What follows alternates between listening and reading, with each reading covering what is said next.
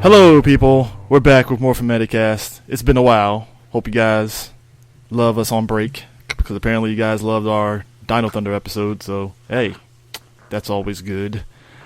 No, back up. Our Power Ranger movie. Power Ranger movie one. Wow, I am like off today.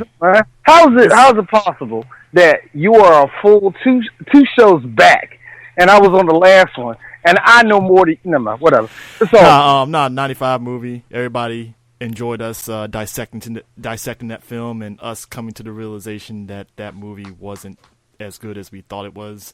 Oh, I never thought the movie was good, even when I was a kid. I did, and then I had to come to that realization that it wasn't as good as I thought it was. You know what it really is? If you thought it was good, it's sort of like, it's fine to me, because I thought fuck you, I think it's good. The second Ghostbusters, I always thought, everybody like, I hate it. Here's me, I like it. Yo, you and me, because I was shocked when I found out people didn't like the second Ghostbusters. I'm like, really, what? Seriously? Huh. Man, it was Prime, it was so bad that I remember I mentioned that when me and Chris, we first started Three Black Geeks. One of the first people we actually talked to was Ernie Hudson. And Ernie Hudson was like, yeah, a lot of people don't like the second one, but you'd be surprised how many people do. Here's me shocked. Like, I'm sorry, people don't like it? For the lubbergas.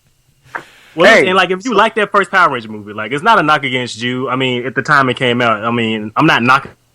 I mean, there's a small contingent that likes Turbo over the first nostalgia, but lift your glasses a little bit. Like, come on. There is a small contingent. Yo, real talk though. Oh, what you say? Real talk though. Turbo is like really huge overseas for some fucking reason. Like, I was talking to a friend of mine in England. Shouts out to my boy Pincoin, and he said that Turbo was like the first Power Ranger, like anything he's seen, like that movie, like aired like during their syndicated TV times, and was like fucking huge. Jesus. What he said. See, I'm surprised. See, I'm not surprised at that because, and we just saw the news last night, Prime. Like, there's going to be a bunch of kids in this generation that's going to be grown, that's going to grow up like, man, Justice League Action was amazing. What about y'all in America, man? We've seen like 6 episodes, man. Nigga, 6.5. So it's going to be what the hell are you talking about? Shit. So join us today. Man. So let's get back in here. So join us today. I got world famous artist Average Joe. How's it going, man? Good. I don't know about world famous, but thanks. Oh, you know. Hey, look. Hey, Joe, take a fucking compliment because you're awesome.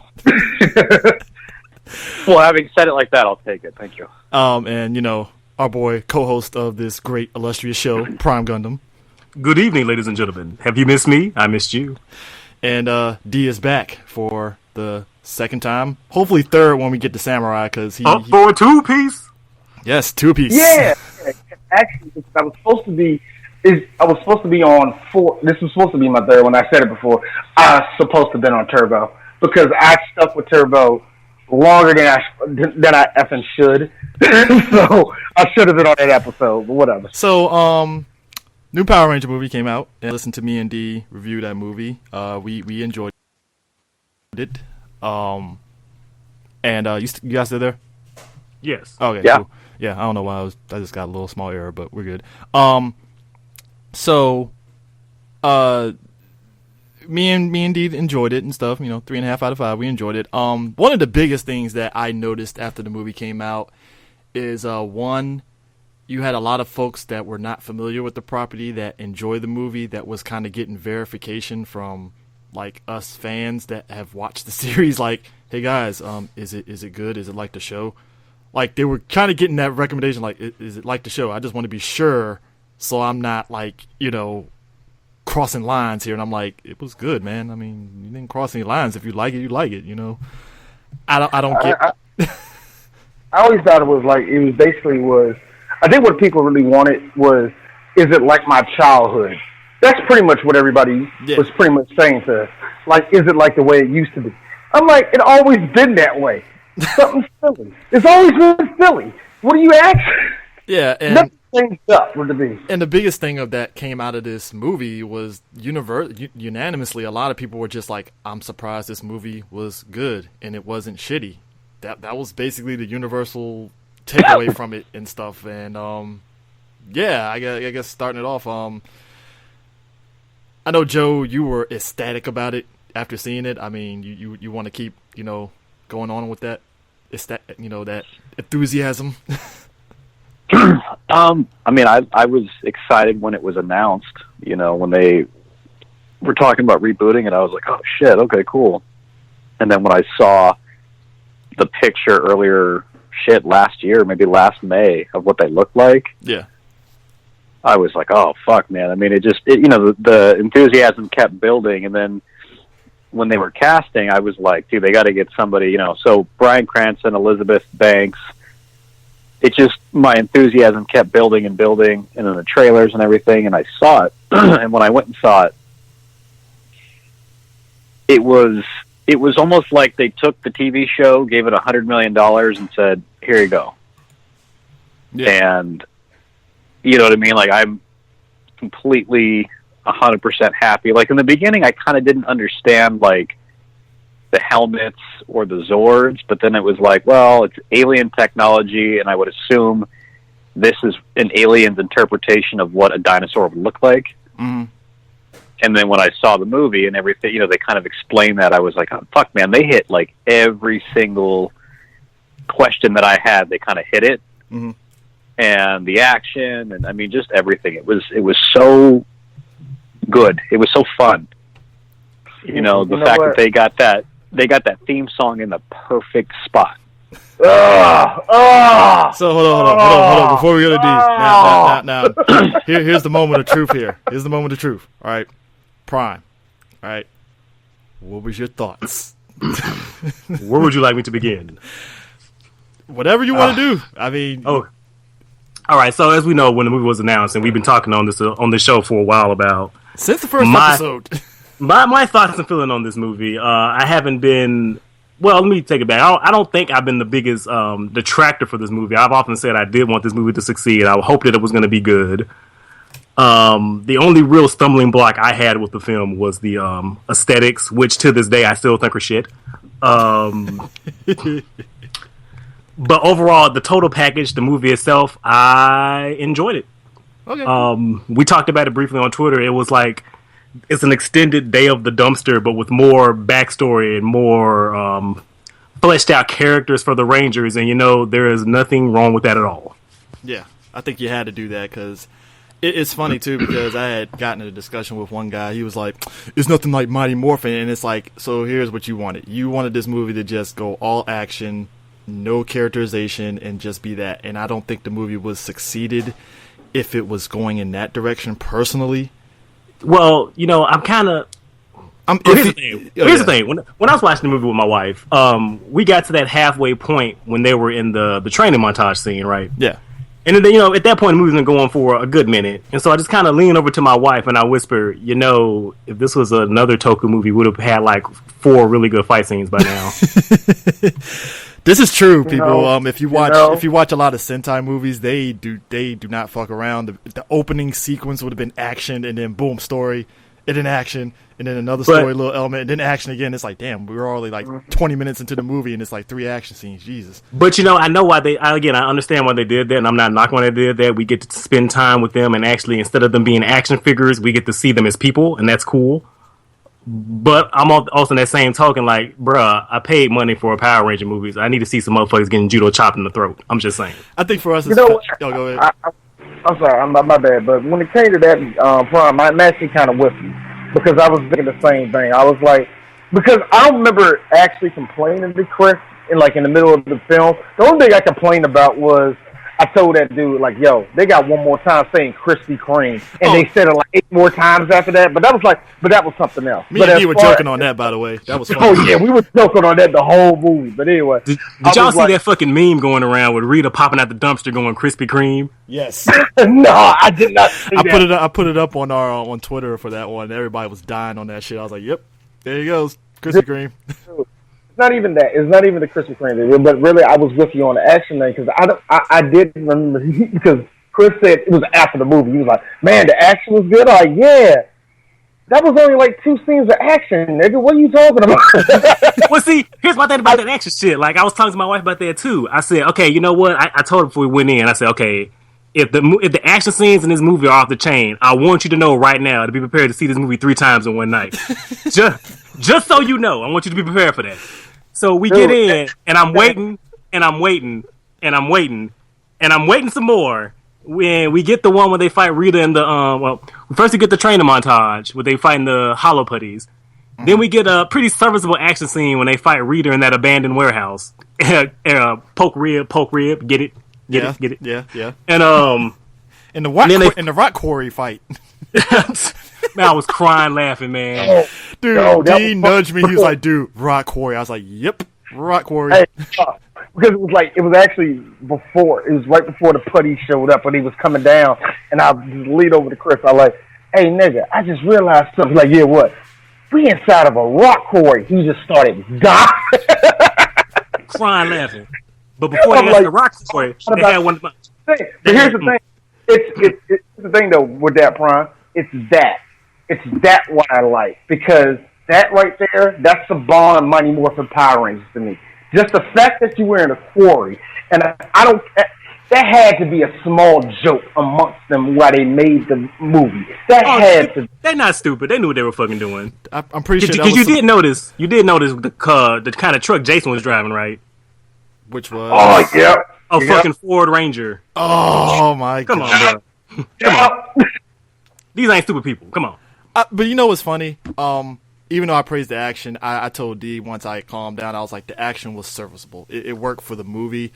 I think they can improve in the next movie, of course. You know, I think you're being a little too generous. I would dare say the action was kind of lackluster, except for a couple of spots where I said audibly "fuck yeah," and I can name those three spots now. That's what serviceable. That's what serviceable means to me. It's basically like, it did the job. And that was actually the only weak thing in the movie to me was the action. As well as they did it when they did the action beats and when they had to do the action, it was okay. If I can say anything, the Zord fight can go fuck itself. But I was so mad. I was so fucking mad. I've seen worse episodes. Actually, I can't say that because real talk, Kamen Rider kicks this whole movie's ass when it comes to action. So I can't even say. Don't say Mass Rider, dog. I was like, no. Mass Rider, man. No, baby, what is you doing? But still, it was still like it could have been more. But I figured out what really built this thing to me was character building. And the character building, even though it wasn't like, this wasn't like Citizen Kane, you gotta know how deep they are. This was like, these teenagers are actually fucking teenagers. Thank you. Yeah, and that was my thing with the original show. I kept telling people, I was like, in the original show, all the characters were archetypes. They didn't really get any character depth until, could you say, maybe Zeo? I will argue third season. Yeah, third season. I would say third season mainly with Billy, just because of his evolution and stuff, mainly. What? I wouldn't even say that. I would even say Kimberly, she went through an arc. Aisha went kind of through an arc. Yeah. Adam had a couple of really good character spotlight episodes. I think the only person that suffered was Rocky, the Red Ranger. Because nobody... Shoot, Rocky... I don't know shit about Rocky. Look, I love Steve Cardenas. He's a cool dude. He's a cool dude. It's like, Rocky was the Meg of Power Rangers. It's like, I'm sorry. It's like, that's a good one though. No, that's correct. That is actually correct. Write that shit down. Pass it around the forums. That's our terminology now. Unfortunately, I mean, hey, he can fight, but it's like, other than Zeo, where it's like, hey, Rocky likes this chick that's very, serious about homework. That's about it. It's like, all right, cool. Somebody said Rocky was basically the hopeless loser. So yeah. I don't know. Rocky always came off to me like, "Hey, we want Jason again, but can we make him more bland?" Yeah, there we go. That's what it was. Like I said, Red Ranger meat suit. He only exists so the Red Ranger can have a human. Exactly. Like you said, I forgot the real actor's name. I seen him at a couple of conventions. Coolest person in the room. Sorry, man, they didn't know how to write for you. Well, Austin St. John, that dude. Well, both for the Rocky and Austin St. John. Yeah, Austin St. John, I think he had a little bit of characterization with. He had a little charisma, and he had good AVR work. Yeah, it's like, hey, it's like once him and Tommy got on there, it's like, okay, he had to kind of step it up a little bit because Tommy was regulating and shit. So it's like, all right, cool, but all right, so. Right now, hold on. Back to the fight scenes. My bad. I kind of lost my train of thought there. so after the movie, I again was talking to my wife about it. I said, it's kind of a shame because I really wanted to have like some really big budget, like fucking Power Ranger action scenes. Like, imagine if they took the same budget and gave that money to Sakamoto, what he could have done with a Hollywood budget in action scenes, man. That dude. But that's not here nor there. And I really felt, I kind of felt a little let down a bit because like the only couple of scenes that made me get out of my seat or like sit up and pay attention was when they were first going through the water puddle to fight the putties, and I was like, oh, this is something interesting. This is cool, but like that was over and done in like a few seconds. Then they did the fight from the trailer, which I feel like that was the fight in its entirety. It kind of got shortchanged there. Yeah. And I was kind of upset because I really wanted to see more of the suits in action so I can get a better feel of them and try to change my mind about them, which, by the way, asterisk marks, I still think they're shit. They can improve. They can improve. You know what? It's funny. I equate this movie. I think it was one of those things where, you couldn't. It was kind of like I take it as kind of like Marvel's Phase 1, where you have to go through that whole thing of the origin and shit. Because I look back at Iron Man 1. Outside of him, getting into that initial suit, where he's fighting the terrorists and stuff in the Mark 1 suit, and then the finale with Stain. Really, I mean, in the fight with the F-16s. Really wasn't much in that movie with action-wise. It was kind of like very character. Yeah, but here's the thing, though. Between the character building, they strategically placed those action beats to True. To get you to break up the monotony of the character beats. Yeah. So I mean, that was the one-for-one correlation I was going for. But that is a good point. But you know what? I think in the movie, like more so, and I wasn't saying like like it was like this great character building they were doing. Their focus was, I wouldn't say less upon the action of them fighting, but more focused on these kids showing who they are, where they go from A to B to C, to actually see them grow. It was more of a growing experience. And now that we've seen them grow, now it's like fight next movie. All right, now it's like at this point, at this point we see where they are. Now, I'm gonna say it.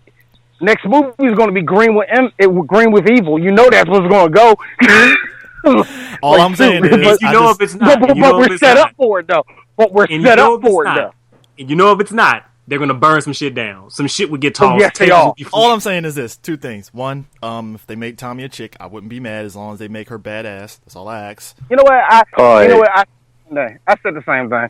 But the only thing I don't like about it is, and I mean it.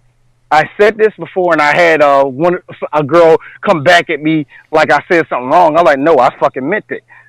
If you make Tommy a girl, make it because you wanted to, not because you have a lot of fans saying, make her a girl, make her a girl. Yeah, make sure it makes sense. Because at that point, you're the writer. You're not writing for your benefit. You're trying to write for everybody else and trying to make it fit their image. That doesn't work.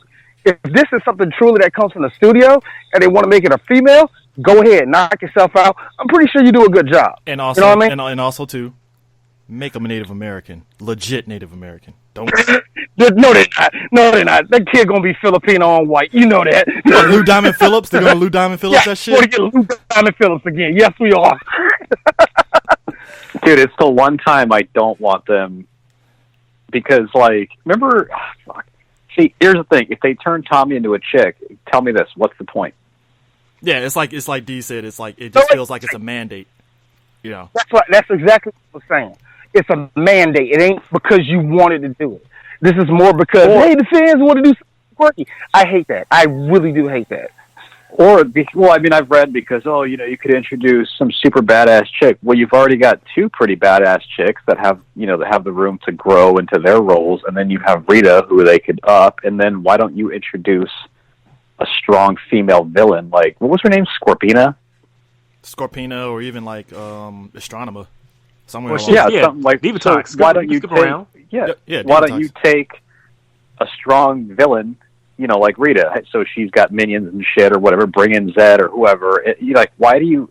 I'm so fucking sick and tired of Tommy should be a girl or fucking, Iron Fist should be Asian. Like, for what? What's the point? Yeah, as long as put it this way, if they make it work, fine, but don't shoehorn it. That's my thing. It's like, all right, let's see what happens. But it has to be organic. It has to make sense. That's kind of the reason they'd be doing it at this point, because now you've read all these things about the cast is calling for female Rangers. You know how many chicks I've read? Like, I went through Jason David Frank's, when he posted something the other day, and a bunch of chicks were like, I don't want Tommy to be a girl because you already have 2 really cool girls, and the main villain is a chick. Like, that makes sense. Enough. You know what I mean? And I'm like, and I'm kind of like, yeah, like, I'm not, enough with the fucking gender bending and the race shit. Like, who gives a shit, man? It doesn't, at this point, you're just doing it to satisfy a bunch of people that are crying. We're going to for complain about diversity. anything, no matter what. Yeah, it's like, no, and you know what's going to happen is if they keep Tommy a boy, they're going to complain, just like Iron Fist. The character's always been fucking male. You can't complain when they just leave it as is. Yeah. So can we sideway here? This brings up, you brought up a really good point that I was talking to with some people. So we've all seen Iron Fist, right? Yeah. We've all seen unfortunately we've all seen the backlash to Iron Fist. Yeah, we've seen it. Yeah. Seen it all. We talked about it on the show a little bit. So yeah. I'm mad I missed that show. No, you're not. Don't be mad. And we've also seen some of the critical response and reply to Ghost in the Shell. Am I right? Ooh boy. See, I haven't.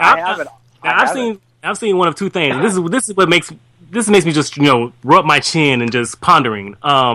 So I see a lot of the same people who were crying blood and murder that they made, air quote, they made Iron Fist a white dude, air quote. Yeah. Some of these same outlets are kind of going, well, Scarlett Johansson as the Major is not that bad, and I'm like, really? See, yeah. Can I point out something here? See, that would have held weight if they didn't give you that middle finger of a plot twist at the end of the movie. That's the issue. Because I was all like, okay. At first, I was like, I'll give it a shot. And then I saw the rumored, and then I saw it, and I was like, oh, movie, why? And it's like, damn it. Okay, well, what? That's really what. But my problem is really, it ain't so much that you better do it or we're not going to watch it, or you better do it or there's going to be hell to pay. Here's my thing. Even if I do it, 9 times out of 10, you're not going to fucking watch this thing anyway. Hey, that is why you're not going to buy the like good example. You remember a year or so ago when they did the crying joke cover for Batgirl, and everybody complained. Killing crying joke. I'm sorry, killing joke. Yeah, crying game. But I got confused 5 titles. But anyway, when they complained about that whole thing with the Batgirl thing, because I love that cover, I thought it was awesome. But they took it away, and I was like, the artist said he wanted to take it away, which is fine. But I thought to myself, all y'all don't even fucking read Batgirl. Shut the fuck up. I asked a simple question. What's going on in the comic right now? Nobody answered me. I'm like, go home. I believe that shit. And that's the reason I bring up the point. Like, is it really something that you care about, or are you just pandering to the internet machine for outrage culture? Because that's the thing that people do. That is why I will take the victory of just making Tommy and they recognize his Native American heritage. If they're going to do that, I'll take that as a victory. Because that's something. Let's be real about this. Native Americans don't got fucking keep it 100 on that shit. Not a lot of it. There's not a lot of it. I'm talking like I want to say none at all, but almost none. And this is a big opportunity. If you're going to make her a girl, fine, make it a girl. But god damn it, make sure that heifer has motherfucking Native American in her. God damn it. If you're going to do this, do it right. That's how I feel about it. But then again, keep it a boy, because like you said, like Joe said, and I've seen females say it. Why? You already got 2 strong females already. The Pink Ranger, expand upon the Yellow Ranger. Fuck, like you said, have Rita come back with some other bitches, and let's roll. Girl power. You can do it right now. You do not have to change. Real talk, especially when it comes to the girls, the fans of the show. Real talk. You're not going to change my fucking first crush, okay? You're not going to do that. If you know what? This is a good segue, though. All right. One of the things that I thought was actually pretty good about this was the whole issue with Trini and her background and stuff. And I like that they didn't even though a lot of websites were making a big deal out of it, the movie just played it up like it was just a normal thing. Which it is. And it's okay. Yeah, because you remember in the Flash, I'm pretty sure y'all the police chief, and he mentioned, oh yeah, I gotta go to my husband, and they're just all looking at each other like, okay, well, I guess that's a thing that happened. All right, cool. It's like, okay. Hold on. Remember that shit when people were all? I remember for a quick second online, people were like freaking out, going, "Oh my gosh, the police chief is gay," and I'm like, "He's gay in the comic books. What the fuck are you talking about?" Yeah, everybody in the show was just like, "Oh, okay, cool."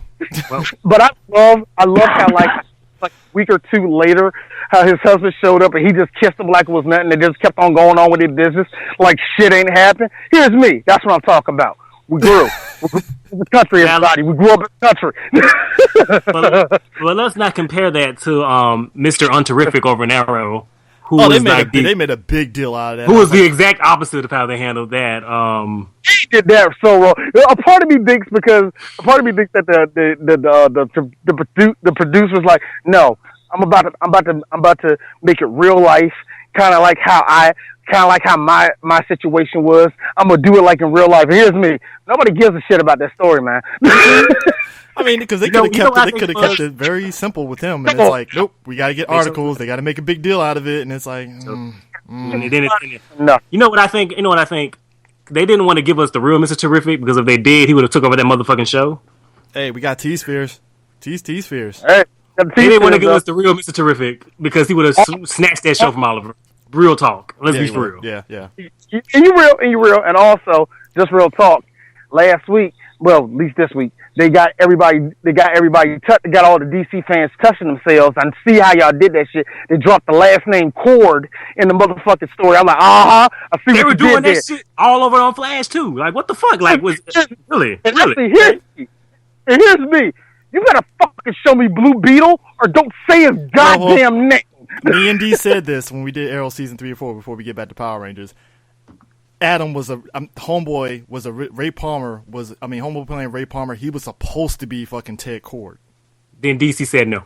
DC said no because we're doing a movie, and it was like, well, I guess we'd make him to Adam. And I'm like, fuck, we could have got fucking Blue Beetle. Damn it.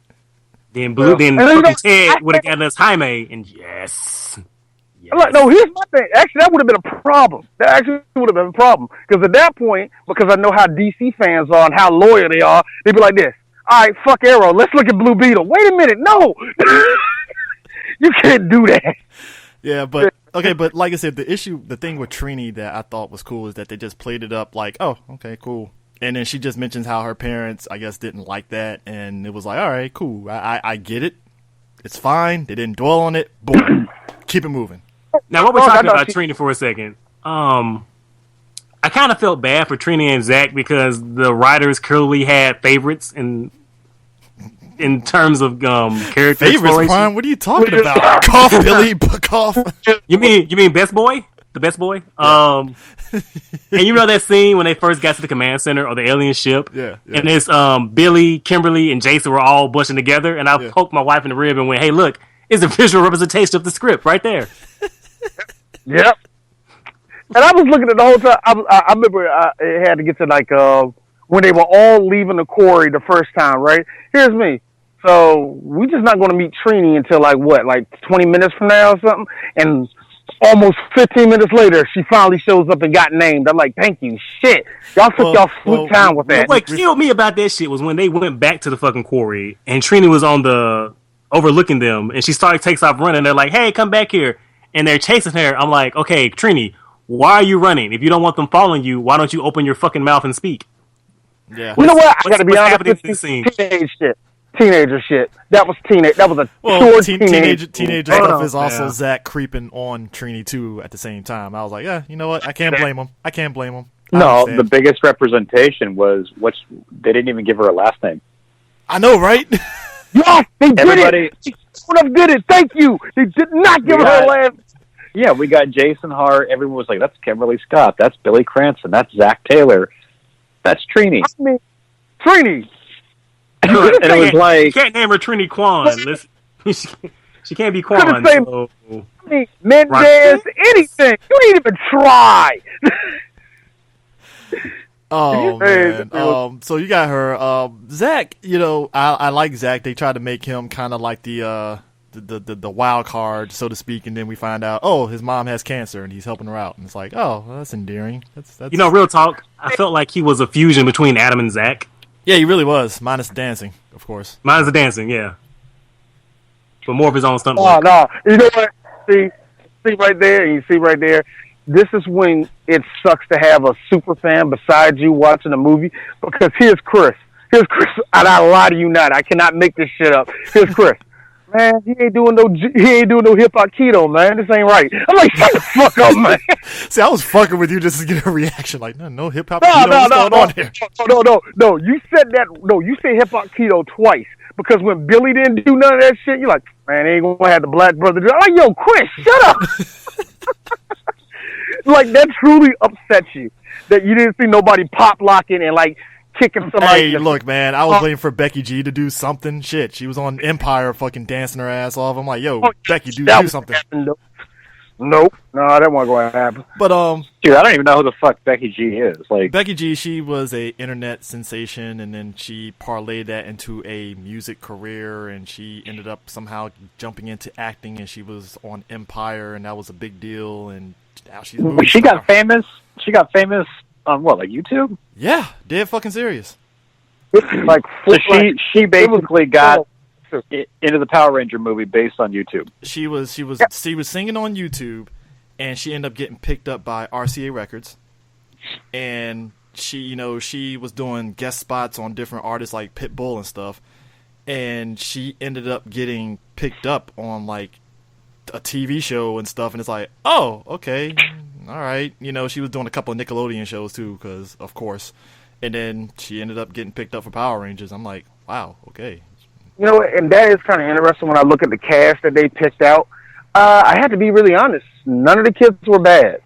None of them. Okay, there is a reason why. Might as well go to Billy. There's a reason why Billy is good, because R.J. Cyler, if you've never seen Me, Earl, and the Dying Girl, he was like the breakout person in that role. He literally stole that movie too. The best boy. Yeah. Like, he was literally cussing out white people in that movie. I am, man. Yo, he was cool. No, he was cool as hell though, and it made sense because, like I said, I met him at San Diego, and he was chill as hell. He was like hyping this movie up and stuff, and I'm like, okay, you really are just okay, all right.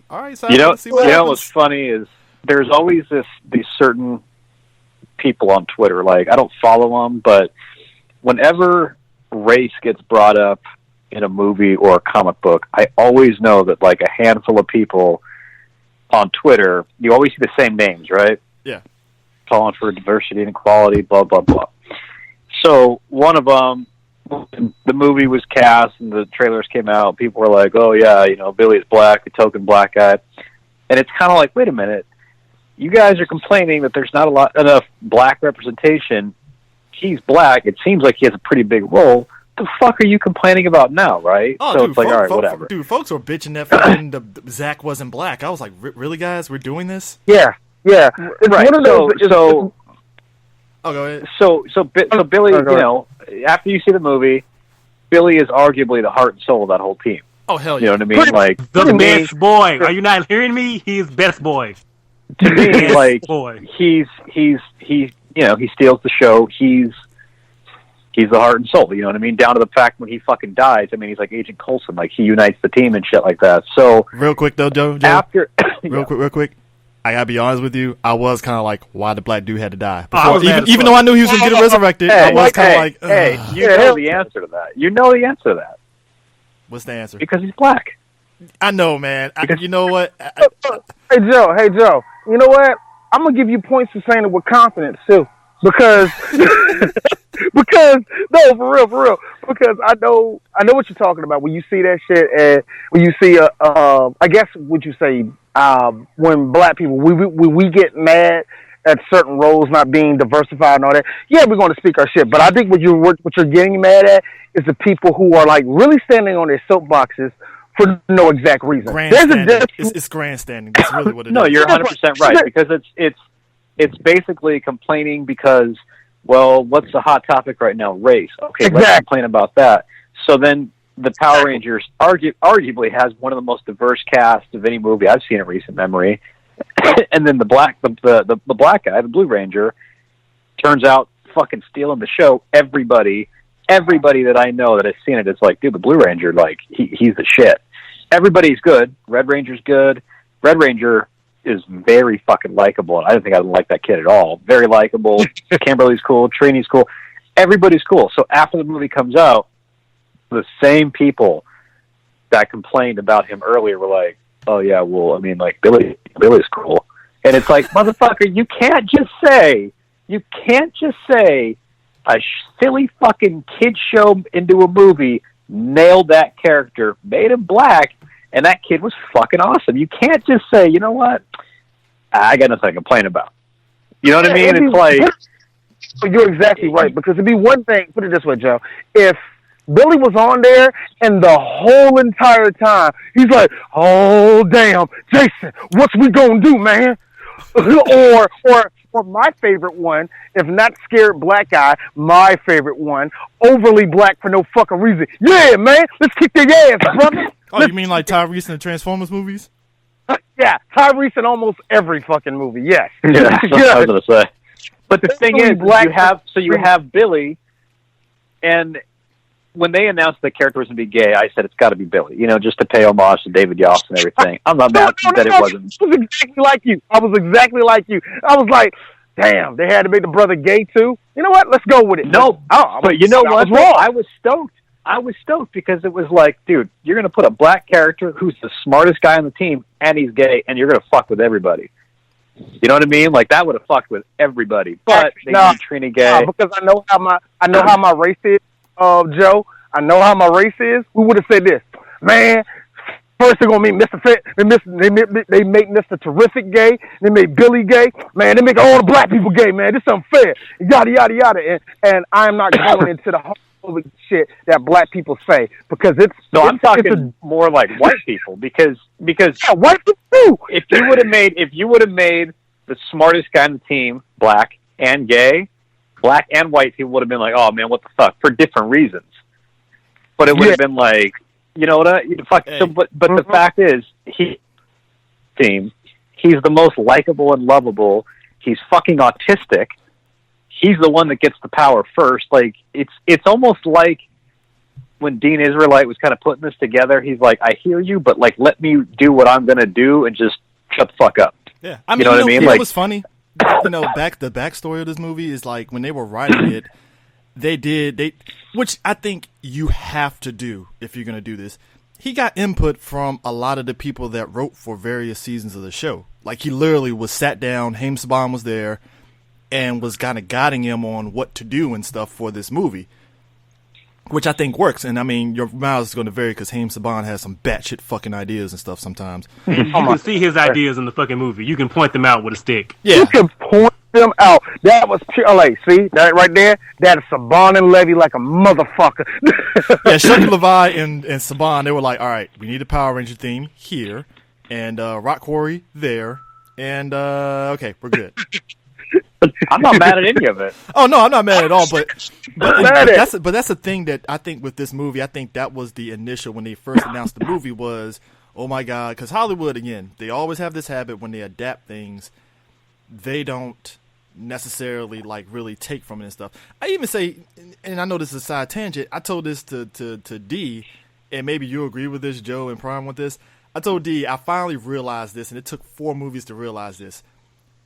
It's not the fact that Bay doesn't understand Transformers, it's that he took from the shittiest episodes of the fucking 80s cartoon and made them into movies. You're assuming he actually watched the fucking cartoon. Dude, you're assuming too much. The fifth movie, the fifth movie, King Arthur, Nazis. Come on, dog. That was in an episode. Maybe not Nazis, but King Arthur and the Transformers. Oh, come on. You know Anthony Hopkins is going to be Merlin, who fucking is ageless, and he becomes... and he's Winston Churchill. The plot, mark my fucking word. I don't know what the fucking movie's about. I'm going to watch it, but mark my word. Don't get us sued, Anthony dude. Hopkins, don't do it. He's Merlin, and then Winston Churchill. I honestly, at this point, I'm like, I have no idea what the fuck this movie's about. But... probably going to get some form or version of Nemesis Prime, Unicron.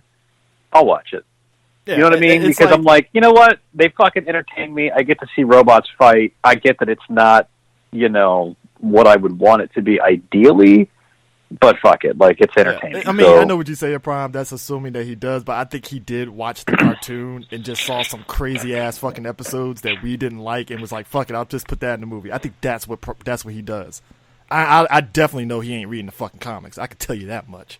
Yeah, what you said. So, but yeah, if I was really writing Power Rangers to really fuck with people, I would have just made Jason gay and just called it a day. I said the same damn thing. Just to fuck with people's heads, just right then and there. Because you did notice that they cut out that kiss between him and Kimberly that was in the trailer. You know the reason why, right? They said in the focus group that people weren't feeling that relationship, which I agree with, because that would have kind of summoned. Yeah. You know what? And it's kind of funny. It's one of the old things that we used to do. Well, we kind of some people still write that way, where you have to force the girl and the guy to get together because it's a couple. Yay!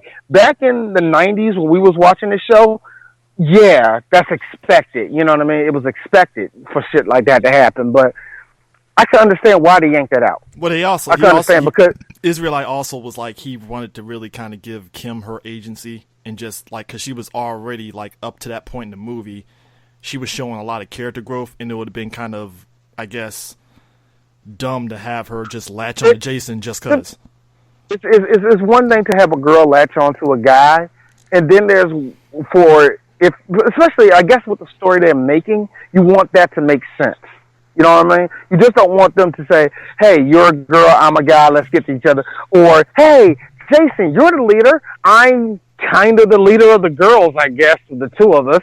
Let's just get together. Put it this way, it's forcing Robin and Starfire to have sex, and they don't know each other. It's kind of like that. It's just like, we're doing this because y'all are two to put together. It's stupid. I don't like, and you know what, look at that, that's kind of a good deal that they didn't do that. Also, we actually see these kids as home life. That's a first. Now, the only thing I did complain about, it was just a joke, and we all can laugh at this. Here's me, and I said this to Chris. So you mean to tell me everybody else got a home life, but Billy, his dad got to be out the picture and dead? Cool, because he's black, huh? All right, cool, whatever. You know what? No, they could have pulled. They could have really pulled something where it's like, yeah, my dad left me when I was 5 and he never came home, and they could have. But to give the movie this credit, here's the tripped out part. Hearing Billy talk about his dad, that's how I would talk about my dad if he passed away when I was a kid. It's the same as that thing. Somebody you look up to. He was a great dude. We used to do all this all over the weekend and all this, and the whole time, I gotta be honest with you, it could be because I got sons. I love the fact that Billy, even though his dad is passed, like, all right, Dad, I'm gonna make you proud. It's gonna be awesome. And this, that, all the other. Man, I wish you were with me, Dad. I gotta be cool. I gotta be honest with you. That's character building. That showed that there was a love there that was installed in you, and you wanted. Even Billy was a good character. Now, only best boy. You are not hearing me. He is the best boy. The best. The only unrealistic thing is the fact that he fucked up that van and his mom didn't whoop his ass for that shit. That's all I'm saying. You took a woman's van and it was just okay. It's still breathing.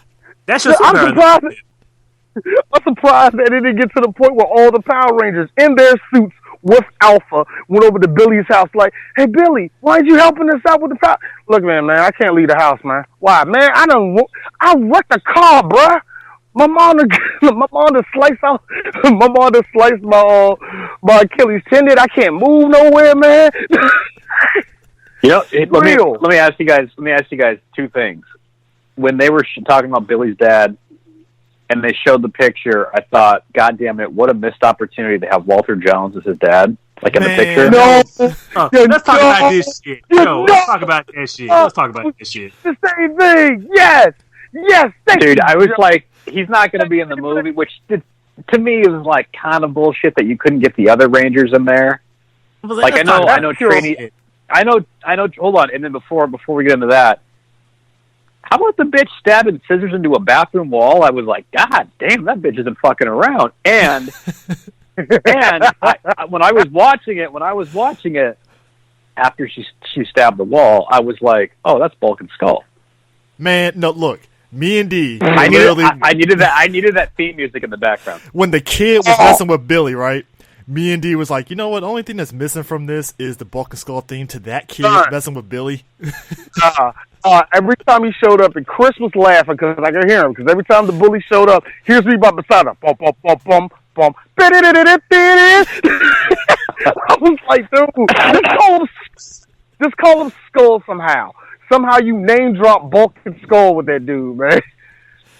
See, I got it more from the two chicks because one was obviously bigger than the other. Yeah, that's true. Like, so there's your fucking diversity right there. Oh yeah, I mean, if next movie, Bulk and Skull are females, and they're not like prototypical, like I don't know, like Bull Dyke halfway biker females. No, they're just bitches.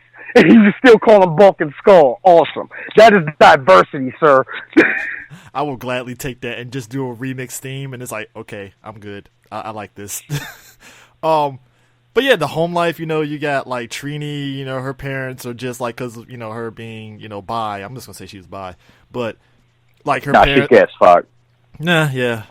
But she's gay as fuck. Her parents. Let that man have his fantasy. Let him have his fantasy. Hey. Oh, yeah. Sorry. And let's be real about this, yo. Zach was literally like hitting on her the whole movie. He was more thirsty than fucking Jake from Megaforce, bro. I felt bad for him. I was like, damn, Zach. Calling her crazy chick and stuff. I'm like, come on, Zach.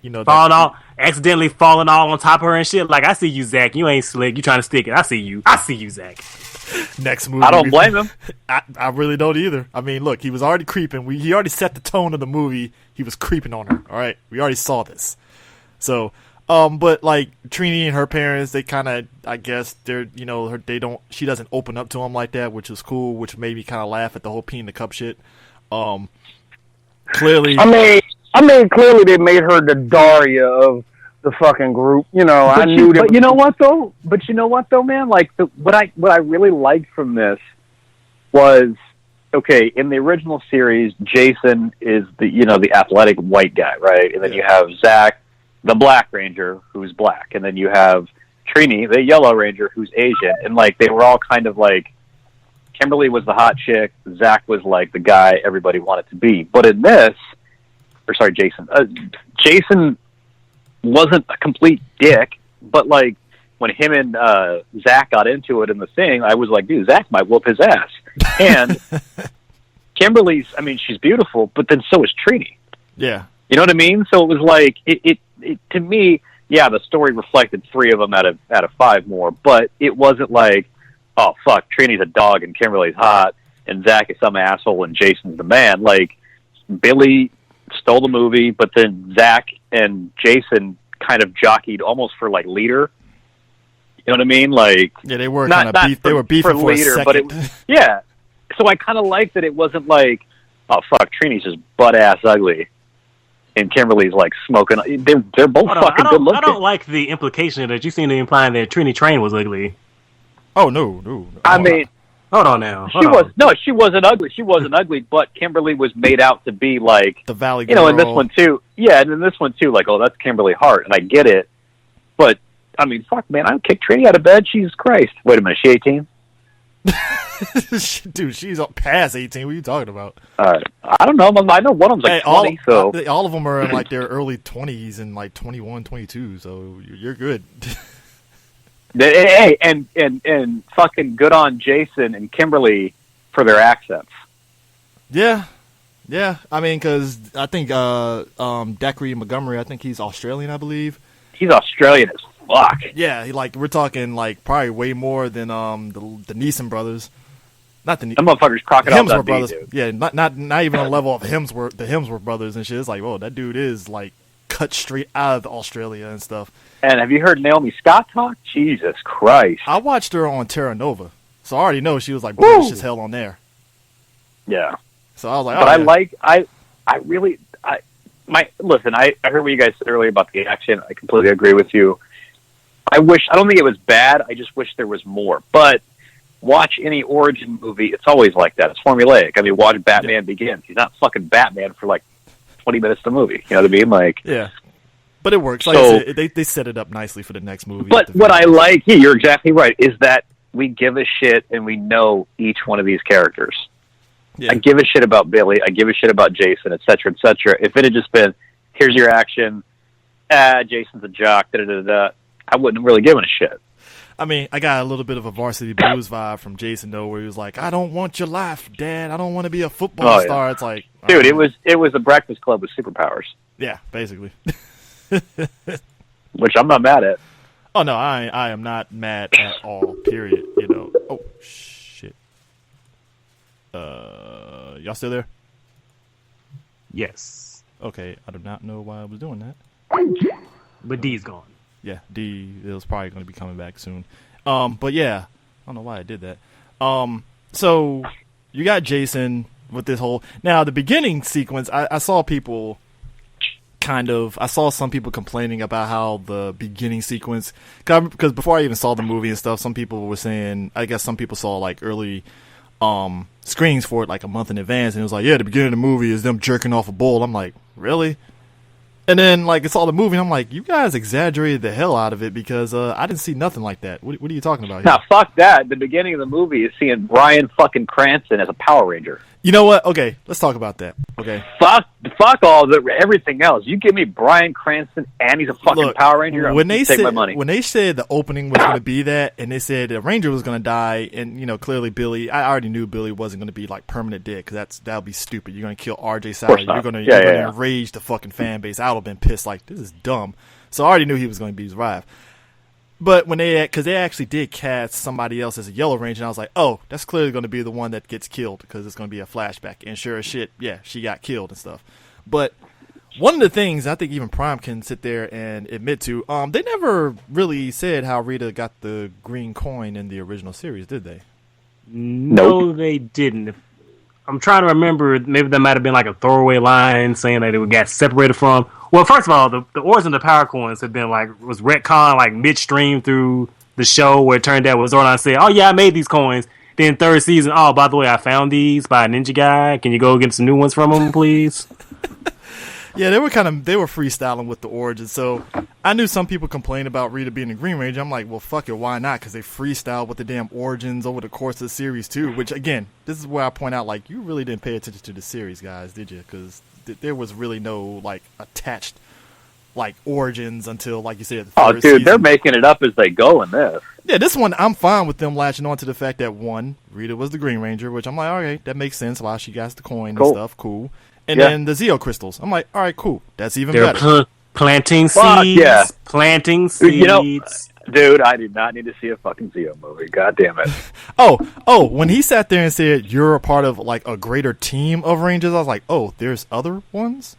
Well, here's my hope. Here's what I wish would happen. You know, they already announced that it was a 7-movie picture deal, right? And they said they have I'm sorry. I thought this counts as 7. Like this, they got 6 more. Okay, maybe you're right. I heard 7 total. Yeah, 7 total. I heard 7 total. Yeah. So we got 6 more left. Now, a perfect world would be either A, we get 3 MMPR movies, right? Mm-hmm. Then we get 3 with another team. Then they do a team-up movie for the 7th. Ooh, like a big blowout extravaganza that we didn't get in fucking Super Megaforce? Or better yet, even though I know this is probably impossible, we get 6 individual team movies, then we get that 7th superhero Tyson movie. But here's the problem, man. So like, if you're gonna shit on the Zords in this movie, the next fucking seasons are shapes and cars. This is true. Go ahead and explain that one to me. So if like alien technology with dinosaurs, like you don't like that, go ahead and explain alien technology with I didn't say I didn't like the cars. idea of alien technology and dinosaurs. I just said I thought the aesthetic looked like shit. I don't like that aesthetic. Okay. All right. Now explain to me aliens and shapes and aliens and fucking cars, because that's the next 2 seasons. Powered armored suits. I don't care. Because I think it's like shit. They're I don't want to see fucking shapes. They're shapes. Well, they're shapes, but you remember Zeo? Zeo, it was basically, I think they were Egyptian themed. Essentially. Was it geometric power? How was the fucking origin of O-Ranger? Shit. It was geometric shapes or some shit like that, I guess, but it was still kind of like Egyptian themed because, Pyramid is... I'm trying to remember fucking the pink and yellow, those were based on something, but I can't fucking tank. I just call them fucking tanks. Yeah, they're fucking tanks, dude. But they were based on like totems. I'm trying to remember what the exact totems were. Dude, Zeo looks like some shit that Play School would come out with to teach kids about Power Rangers and shapes. That's what the fuck that reminds me of. Helmet wise, you ain't lying. I will admit that. Helmet wise, you ain't lying. It's like, hey kids, look at the Power Rangers. Also, triangle and square and circle. Like the only good thing that came out of Zeo was the Gold Ranger, and then Turbo can go fuck itself. Yeah. Like, hey, the second half of Turbo, I still admit that they were really like, all right, well, clearly they didn't like our wacky stuff in the first half. Fuck it, just expose all the Sentai footage of fights, and we will just go from there. See, I'm not opposed. Right at the ship so hard, I was so happy they did that shit, man. Man, I'm not opposed to seeing different iterations, but here's the thing you got to consider. So, I mean, this movie is by all accounts successful. It hasn't opened in China yet. It hasn't opened overseas. I think it's going to blow up. So people are attached to this cast. So they're obviously going to do another one with the same cast. If that makes money, why would it's like from a standpoint, people like you and I that are balls deep in all this shit, like, yeah, do fucking whatever, Dino Thunder, whatever. But people are going to be like, why the fuck would you get rid of this cast? Like, that's what I said. Perfect world. Perfect world. I didn't say that's what I wanted. I said in a perfect world, or what I would see idealized, what I would think would be cool would happen. But I totally realized, like, this is the cast moving forward. Now, if we're gonna have a restraint on it, I wouldn't mind them do it like, they get their trilogy, but then the next three movies. I'm sorry, they get their 3 movies. So the next 3 movies will be a different team. Then you do a team up. Yeah. I think that would be pretty cool. Or fuck it, just do like, I don't want to say this. Fuck it, I don't want to say it. I'll fuck it. Yeah. Just go ahead and do the fucking Marvel thing. Do like, okay, so this movie follows this group, this movie follows this group, and like you intersect the stories, and like you can have characters cross and move in between the narrative for both groups. Yeah, easily. See, here's the thing, man. Everybody's universe building, right? Yeah. Everybody is universe building right now. If this movie, I think we're already guaranteed a sequel. Okay, so we're going to get a sequel. Let's say that just blows up. They're going to be looking around going, we could build a universe with this. We can start doing prequels and side movies. Actually, if you don't think they're doing this shit now. If you want to be real about this, if they're thinking big, Saban's will be like, Kamen Rider, what can we do with this now? Please, God, no. Please, no. I don't think he's going to do that. I still think Kamen Rider is a little bit too ethnic for America. Hey, when me and Prime talk about Mass Rider and Kamen Rider Dragon Knight, that's going to get brought up because that is kind of like the enigma of anything you try to adapt again and stuff. So yeah, which I always thought it was pretty funny because the argument was like, I've seen a lot of people argue that Kamen Rider is unadaptable because it's so inherently Japanese, but I'm like, motherfucker, the concept of Super Sentai is inherently fucking Japanese. What are you fucking smoking? Those are the same people that say that shit, and they be like, you can't make it, you can't do that in America. Now, excuse me, I'm about to watch Godzilla. What the fuck, like, man? What? Come on now. No, see, you guys are talking, like, since Power Rangers is back, like, my friend's 2-year-old son is, like, all about the Power Rangers, mainly because of me, but you know what I mean? Like, Power Rangers is back now. You know what my biggest hope is? It's like, okay, this movie proved that you can take a completely fucking ridiculous property and turn it into something that's still funny and silly, but also, relatable and shit like that. Now, start looking at He-Man. Start looking at even fucking Ultraman. You know what I mean? These are all fucking ridiculous things that you don't have to, like, dark and gritty and this and this and this. You can just take the core of it. Mm-hmm. So like Kamen Rider, I don't know if we'll see that, but dude, I would shit a brick if we got like Ultraman or VR Troopers. Sure. And actually, I think I did mention Ultraman. I think I did mention Ultraman to Chris, and I was like, only if you can somehow, you can make it in America. You can do that in America, or just fuck it, just do it just anyway. See what happens. See what happens. And I think just some properties get the luxury. That's the word, really, luxury of throwing it at the wall and seeing if it sticks. I think Power Rangers can do it. Well, I think they have, but I think they also have the benefit of, and like I said, love or hate them and stuff. They have the luxury of Saban being there, giving him people that know the franchise and guiding them there. Because I think if you didn't have Saban on there and Saban was just like, do whatever you want, I don't think you would have got. Yeah, I don't think you would have got the movie that you got, and I think it's basically what you're saying when you watch. It's compared when you watch a DC movie and a Marvel movie, where you can see what Marvel, there are people that care about the property, and when you see DC and the moves they make, you're like, well, clearly Warner Brothers wants something. You know what I mean? Yeah. You can tell when it's somebody that either A, knows the property but don't give a shit what they do with it, or somebody that actually cares for the property and wants to actually build something around it. So I know what you're talking about. I disagree with that statement, though, because, I mean, if you go back to, like, comic books, Marvel's characters were always relatable. Peter Parker had bills and problems and shit like that. Yeah. You always related more. They took place in New York City, whereas Metropolis, Gotham. DC Comics, you're dealing with gods. Yeah. How the fuck are you going to relate to a god? Even Batman's a fucking god. You know what I mean? Like, in many ways. So when these movies come out and people are like, oh, I can't, it's like, dude, DC characters have always been like this.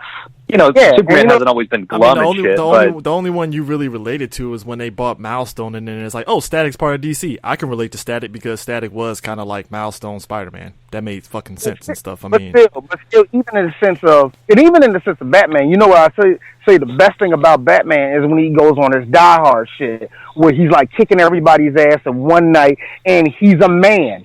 He's a regular dude, and you can see him get beat up, and he can barely move, but he's still kicking everybody's ass. Everybody likes the everyman type of feel Batman has. I don't know. I take some issue with that. Like, I can relate to anybody because, I can relate to just about anybody because, just standard human empathy. So when I hear people say they don't relate to DC characters, I'm like, I don't see that because we can see their personal lives. Like, I can relate to Superman. People are like, he's an alien, he has all these powers, but he's also a dude who's lost in the world trying to find out where does he fit in.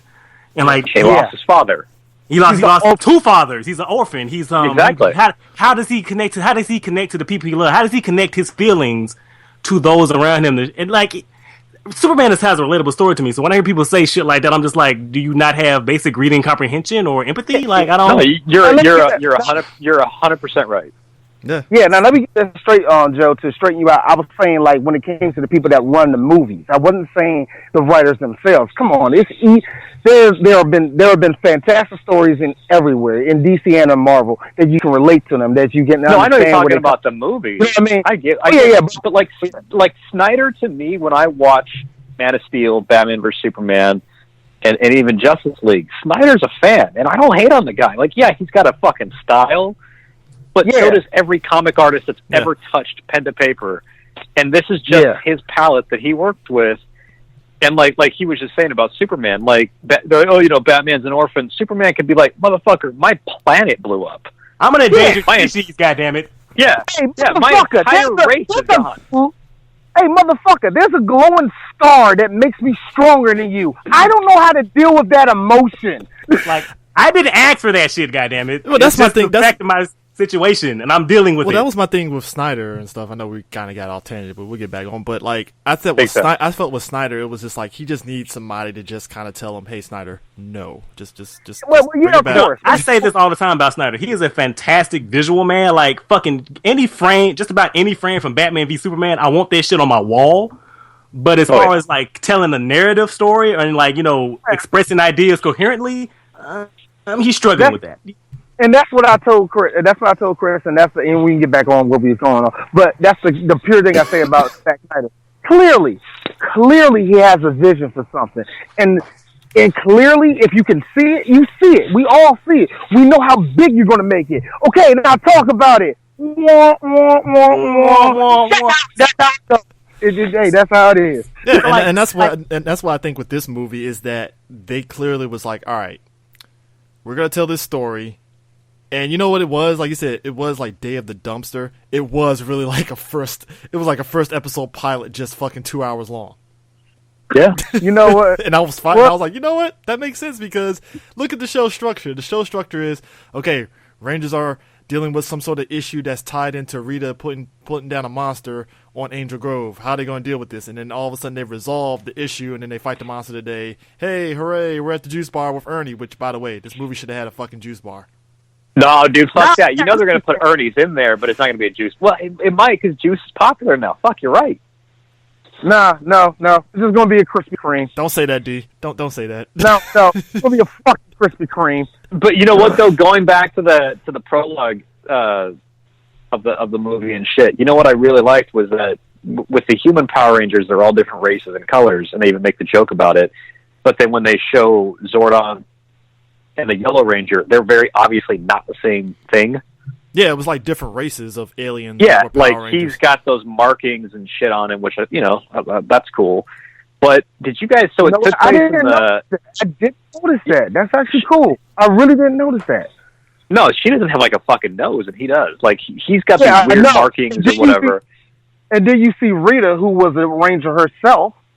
You know what I mean? She looks totally different. Yeah. So I like the diversity that they're going with, and did you guys pick up? So it takes place in I think it's the Cenozoic area, which was.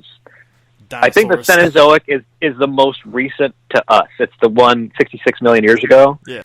But when he said calling the asteroid, I'm like, that motherfucker's responsible for the extinction of dinosaurs. Did you guys Alpha to drop the asteroid? Yeah, because I was like, I think Cenozoic is after Mesozoic, so Cenozoic is the most recent one to us. But when he said drop the comet, yeah. But even then, you know what? Only reason why. All right, now I'm just saying that I'm picking too much because I'm going to say, well, yeah, I understand dropping the comet, but it would have been more destructive than it was. Fuck it. Go ahead. Yeah, narrative. It's fine. Just go with it. Hey. But yeah, that was kind of cool. That was kind of cool how they in there, though. Real talk, though. Bill Hader was pretty good as Alpha. I'll give him that. You know what? The design grew on me, too. Yeah. That was the one. I like his little gut. I hit the gut. You know what got me? It was the thing I told myself, okay, I'm not going to stop looking at them. And like, I'm never going to get used to it. It was actually the favorite part of his body to me, which is his eyes. I actually thought his eyes were kind of cool. I went from hating them to like, this is actually a decent design.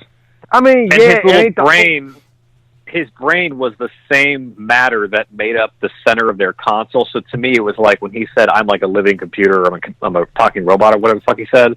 It was like, yeah, his brain is made up of that grid or whatever the fuck that was, so he can access anything.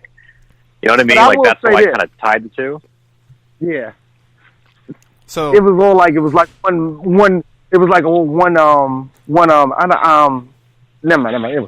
So I got a question for you. This is mainly going for Prime. So, you remember me and you were talking about the movie Morphin, right? Mm.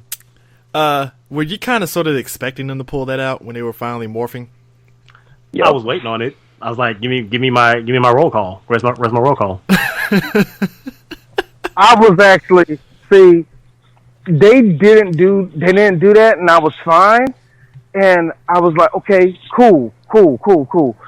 Nothing's bad. And like, they're not going to do nothing corny, and then something corny happened right after that. But still, my bigger complaint was actually, so Jason's the only one to get a sword? Well, Jason is the only one that gets a sword.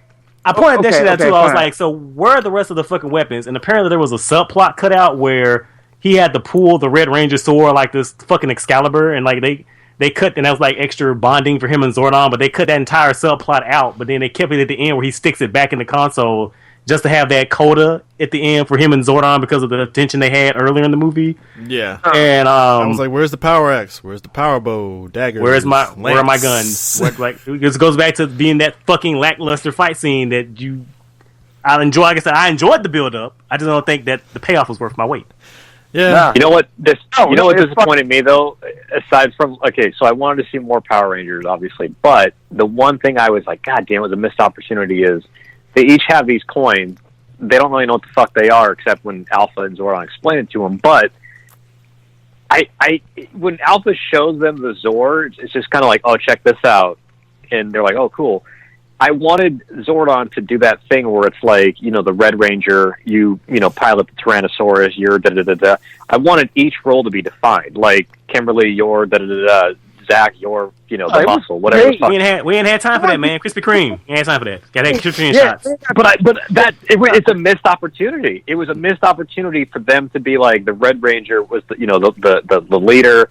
the Pink Ranger is the whatever, the fucking white, the Yellow Ranger, and then introduce yeah, I missed that. them to their Zord. I can see why they probably cut that out. They might be felt like that might have been redundant, but I'm totally with you. I'm on your side. Like, they should have had that to, like, or maybe have a better introduction to the Zords and just going, oh, and by the way, you get these. No big deal. Oh, yeah. While I'm willing to get the way that they got it, it felt like like I said, it's like they painted over this real quick. You know what I mean? Like there was nothing to it. Oh, can you get it? Does it turn on for you? Okay, that's yours then.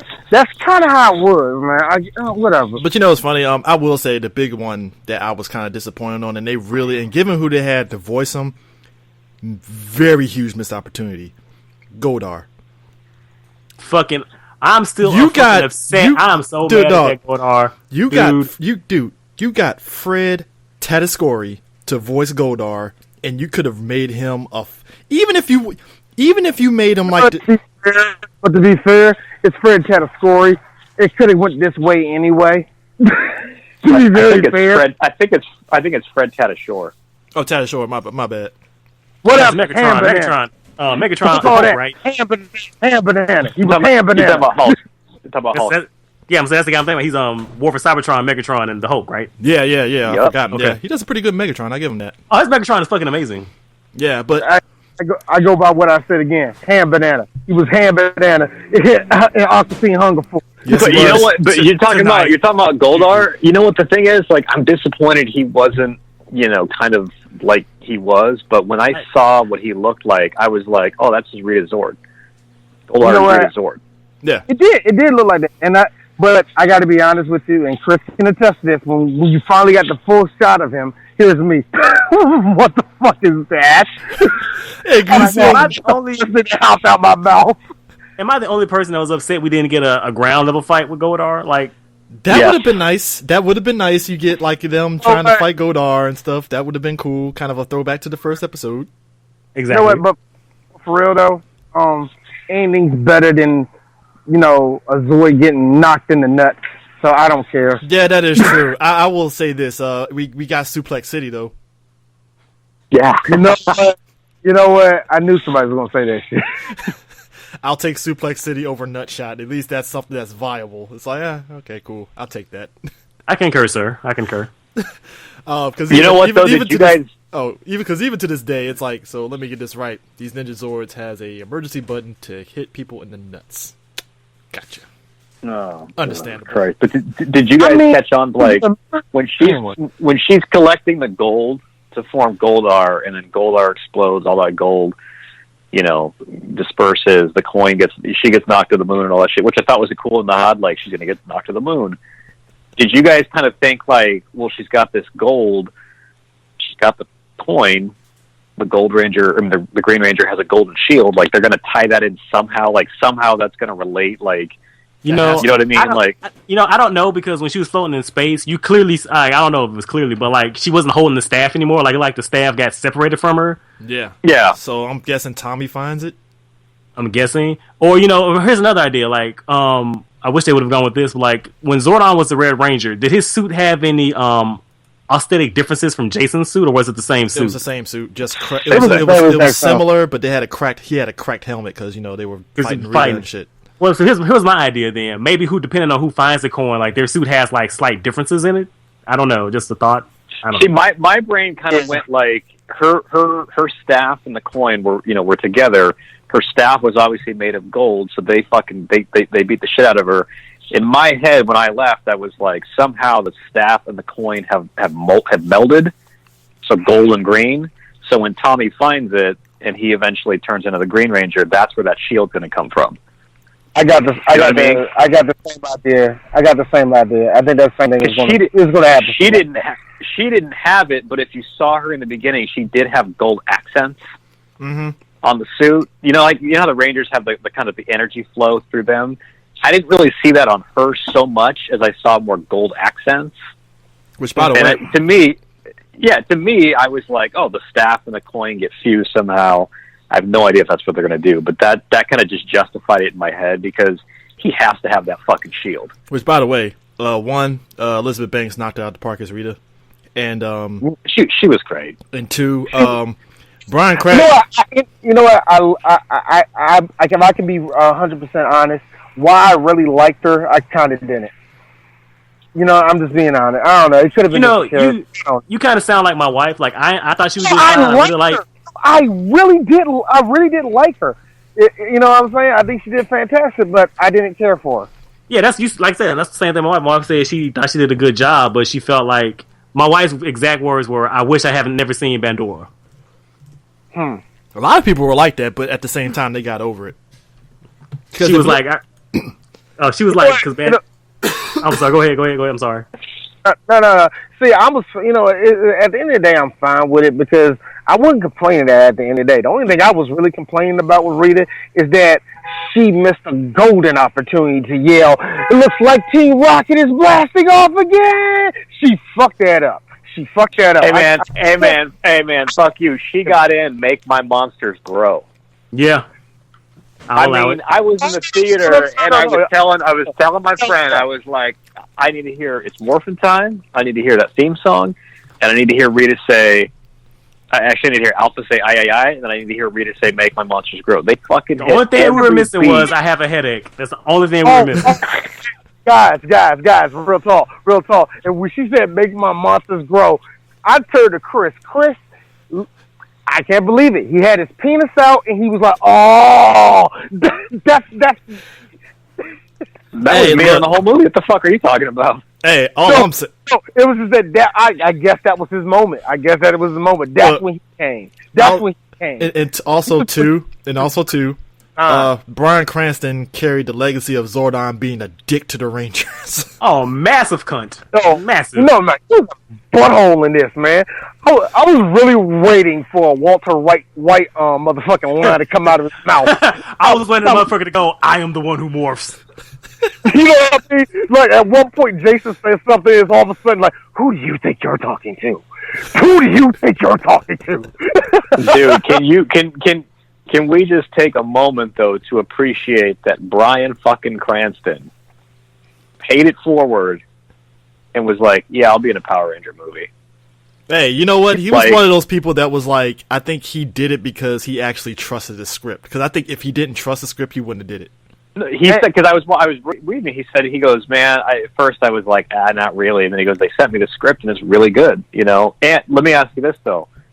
I know Elizabeth Banks said, I'm down to play Rita as many times as you want me to. What's the likelihood that Bryan Cranston comes back as Zordon? Oh, he'll coming back. He's coming back. You think so? He's coming back. I think he definitely will. You know, as long as the story's good, I think of course he will be back. You know what I mean? And I would love to see more of him as the Red Ranger because his consciousness is in the ship. You know, maybe he dreams or whatever the fuck. You know what I mean? Backstory. I would love to see. Yeah, not. I mean, I would just love to see more of him recalling things. You know what I mean? Because it's like if they were like, "Look, we just want to put you in a wall and talk." I feel like he's like, not really. But they're like, no. We're going to give you like a backstory. We're going to put you in the suit, kind of, and we're going to, you know. I saw the video of him getting the makeup done, and he's like putting the thumbs up, and he's like, "This is so cool." You know, like, if you give me a backstory where it's like, yeah, you know, back when Rita was good and stuff, we fought Lord Zed or some shit, I'd be like, okay, I'm in. Oh, let's dude. see this. Now, they got to bring Zed in. Well, yeah, does anyone really satisfied with Rita's heel turn? Like, you know what? Was like, I need some more data here. Like, what? There's probably more to that. I will say this. I will say this. I just assumed her heel turn was like any other. It is kind of tropey in the sense that when you have a team of people, you're always going to get that one person that is crazy with power. That's just like, fuck this goody shit. I want to be bad, and that's it. That's what I took. That's where I saw the heel turn come from. She was just like, yeah, you know what? I'd rather be evil. Let's go. There's got to be a reason. I look at it. She's like Thanos. I want all the power. I mean, she did tell Trini when she had her jacked up against the wall, which, by the way, a lot of people, again, didn't pay attention to the fact of, well, how come her parents didn't go in there? Did you miss the fact that her parents left the house for the night? I'm just saying, so... I like that they did that. I didn't catch that until the second time I saw it, because I was like, what the fuck? And then how they're all ditching, I was like, don't these kids have fucking parents? So it was like, oh, her parents left for the night. Oh, okay, cool. That makes sense. All right, fine. You know, so it's like, all right, she got jacked up now. I'm just laughing the fact of, so how does she explain that to her parents of how her room got fucked up after she fought Rita in the room? I don't know, but I'm pretty. Oh no, Well, no, gotta be honest. you can explain it because Angel Grove got fucked up. I'm about to say half of Angel Grove is like gone. And it was so funny because at the end where all the Power Rangers are just standing there, I turned to Chris and I'm like, dude, that is $50 million worth of money that Angel Grove does not have. No, but here's the thing, though. Did you miss the part about the giant gold monster exploding? Thank you. Yeah. Yeah, this small Seattle town is mining gold now, so they got tons of gold, so they can pay it off for it. It's good. Bro, you know what that means, right? The next movie, there's going to be buildings. Office buildings. Angel Grove got gentrified and shit. Oh shit, we got a fucking warehouse district with the peppermint stacks on it now, baby. Hey, bruh, who knew that Angel Grove would become a booming metropolis in only 2 years? Who knew? You know what, man? Yo, all of a sudden we find out, oh, hey, we're going to Stone Canyon, and they start really world building. That would be crazy, man. I like the names of the streets though. How they all kind of tied into the towns from other seasons. Yeah. You know, that kind of took me out the movie for a minute because when Jason's dad said that shit and he was like, "I'm the corner of Reefside and Mariner Bay," I went, "Oh, that's right. You gotta have Easter eggs there, don't you?" Yeah. I was like Mariner Bay, and that's from Chris because he wanted to be the nerd of the situation. I was like, Mariner, like, yeah, that was in the like, all right, Chris, thank you, man. I was like, yeah, Lightspeed Rescue, D. He's like, yeah, I get it. But you know what though, man? Like this movie. Did you also catch that other subtle Easter egg at the end where What happened? Oh, I said, did you guys catch that other subtle Easter egg at the end where Trini's repairing her room and her brothers are like, I want to be the Red Ranger or the Blue Ranger. She's like, what about the Yellow Ranger? Like, yeah, he's awesome. She's like, what makes you think he's a boy? He's clearly a boy. That is clearly a fucking jab at Jew Ranger with Boy, the Tiger Ranger, being a male in the original fucking footage. And I love that. That was a fucking magnificent. Good one. The nerds love you for that because I love that. But the thing about this movie that I like the most is that you could tell that the people involved with this actually cared about it. They had fun. Like Elizabeth Banks had fun. The Rangers had fun. You know what I mean? Like, you can always tell when these movies, these actors are in it, and they're like, dude, that guy didn't give a fuck. If you know Dean Israelite and stuff, like, you know, the movies that he make, one of the best things about it is he's, you know, Project Almanac, that was actually a movie that was actually pretty good because he made a movie of what would happen if you get teenagers that have a time machine. And the teenagers actually act like teenagers when they have a time machine, and they do petty shit like one dude wants to beat up the bully, so he goes back in time and fucking does some fucked up shit to the bully while he's asleep. It's like, yeah, that'll be some teenager shit that they do. That makes sense. You know, the one thing that got me, like, I don't know if you guys talked about this, but I love the way that they look. Like I love how the energy kind of flows out of their chest, kind of like Green Lantern a little bit. Yeah. You know what I mean? Like I like how the spine lights up. The Morpher, I was kind of disappointed because I'm like, the fuck, man? Like, you know what I mean? Like, you didn't even talk about that or anything. I love the way they look. Like, I like the armor. The helmets are cool, whatever. The Zords, I get the complaint about the way they look, but to me, it's like, it's like when people complain about turtles. I'm like, explain to me what a fucking real-life mutant Ninja Turtle looks like. Which, to be fair to that movie, though, they kind of improved them in the sequel, so I'm like, that gives me hope. Yeah, the Zords, I like how Alpha explained, like, at the time, this was the most dominant species, you know, da-da-da-da, so that's alien. That's the alien interpretation of what a T-Rex looked like. Pretty fucking close. The Mastodon had 6 legs and shit. It didn't bother me. You know, it was kind of funny when you were just talking about the Ninja Turtle movie. To all the people that loved Alpha in this movie and you hated the Ninja Turtle design, you're going to really have to explain to me what's the difference. You're really going to have to explain to me what's the difference. I get it. That's what I'm saying. I get it. I really do get it because I do miss it. I miss the old puppets. I do. I can admit that. But if we're doing CGI, what the fuck do you want it to look like? Yeah, I mean, hey, look, my petty game isn't that bad. I was just like, hey, look, I get people want to get them jokes off, but at the same time, I was like, the designs weren't that bad.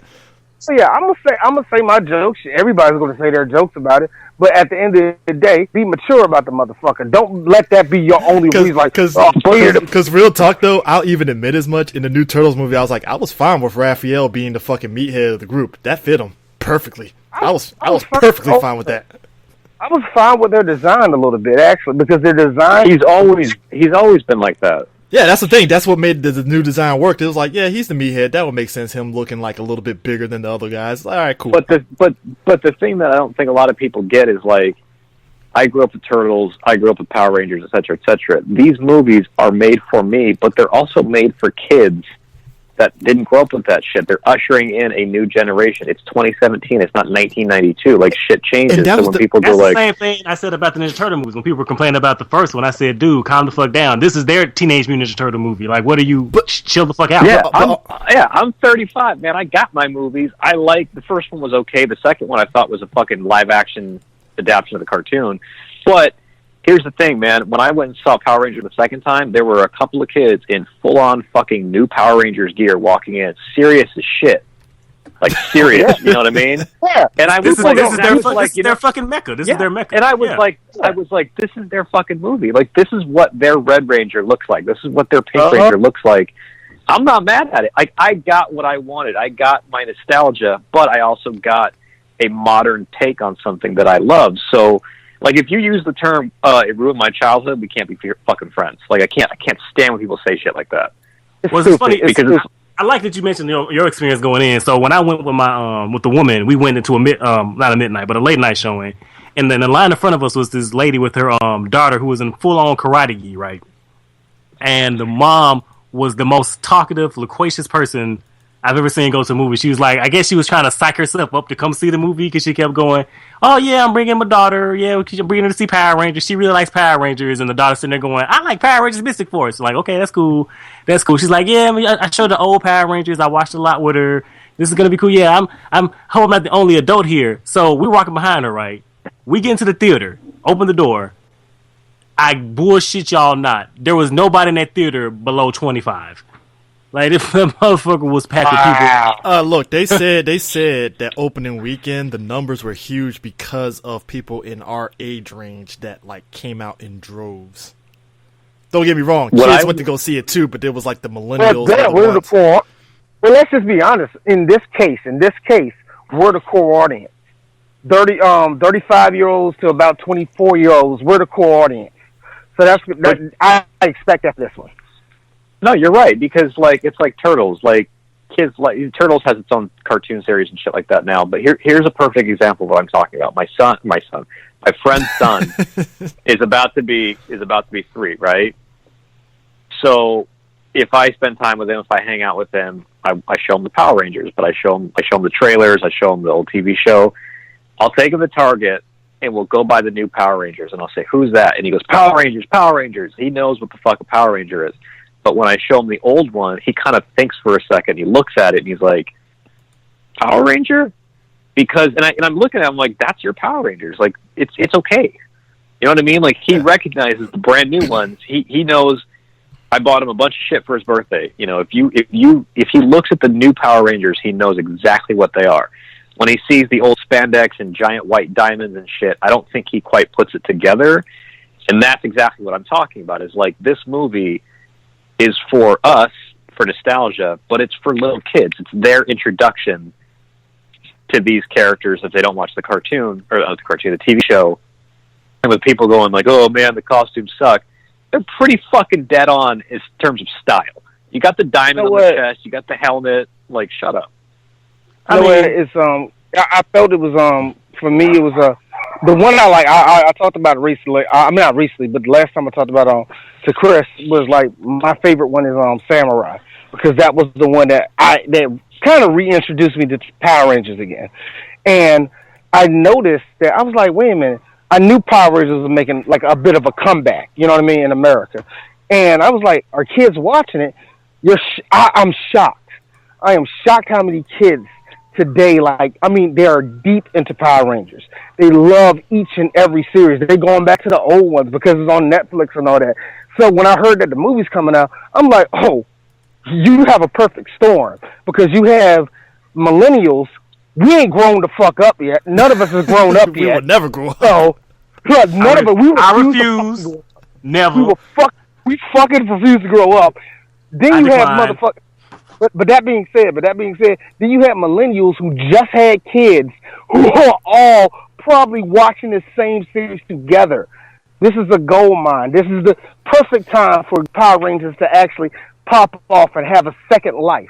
I mean, they never went nowhere, but I mean, like a boom. This is the perfect time, and this it's perfect because it's a full range. It's a family range, man. It's a perfect movie too. Just enough swearing too. Just enough swearing. Look, I sat there and said, just enough swearing. Your kid will go home saying shit. Awesome. Look, I say the best here. All right, I told this one dude this and stuff because he was like, well, this isn't MMPR, and I was like, look, yeah, you're right. The best thing about this movie is that they literally came to this movie and was like, look, what has the show done during the 20 plus years it's been on air? What have they done that was good, and what did they do that was bad, and what can we do to avoid this? And you had to take it all into account when you make this movie, because people were like, well, Power Rangers was never serious. I'm like, what season did you watch and stop at? Because clearly if you saw anything past, I don't know, maybe season 3, they've done some serious seasons while still recognizing that, hey, these are still people in brightly colored suits. I mean, hell, me and Prime were talking about Lightspeed Rescue, for instance. That was a show, the season was structured around what if the military had Power Rangers, but it still recognized, hey, there's still people in brightly colored suits fighting rubber monsters. This is the thing I told everybody. We talk about this. With this movie, I'm sorry, my bad. With this movie, I told it to everybody. When you say, oh man, I miss Power Rangers, when did you stop watching Power Rangers? Because, and I really mean that, I don't mean that about the fans, because I know that some of the fans, they either left, came back, whatever, whatever, or they stayed the whole time, whatever. But a lot of the people they're trying to sell the movie to, like what you just said, Prime, yeah, I'm up in here, they just look at it like being blasé about it, like, shit, like, you know what I mean? When did you stop watching Power Rangers? Because this is all nostalgia for you, basically. For everybody else that left, this is nostalgia. Just pure nostalgia. And I'm laughing because I'm like, don't call yourself a fan of the series. Just say you like Mighty Morphin Power Rangers and nothing else. Just stick to that. See, I don't want to say that because that makes it sound like a bunch of elitist pricks. Like, however you... No. I'm not talking elitist about it. Oh, what'd you say? Oh, what'd you say, D? I said I'm not trying to be elitist about it though. I'm not really. I'm just like, God, like you kind of like. I'm just shocked that people underestimated the boom that this movie is going to have, or whatever. Well, yeah. See, I see it too because like me and Chris were talking about this a lot about how what we call the Wikipedia Browns, like. See, that's where me and Prime were just like, I don't want to go into borderline being a dick, but he has a point. Like, very much a point.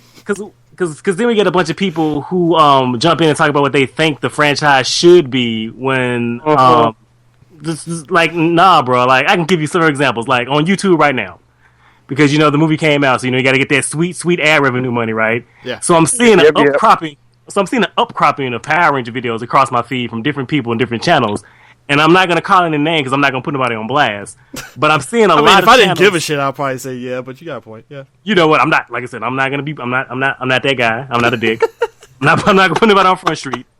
But I see a lot of channels who 2 or 3 years ago, when their fans who enjoy their content and who want their opinion on things, would ask them about Power Rangers, how they were like, just turn their nose down at it and like, that. I don't want to say shit talk the franchise, but like they didn't have any kind words for the series going forward. But like the closer we got, more and more to that movie coming out, with the more trailers and more photos releasing, and the more ad revenue clicks that if you talk about the movie you'll get.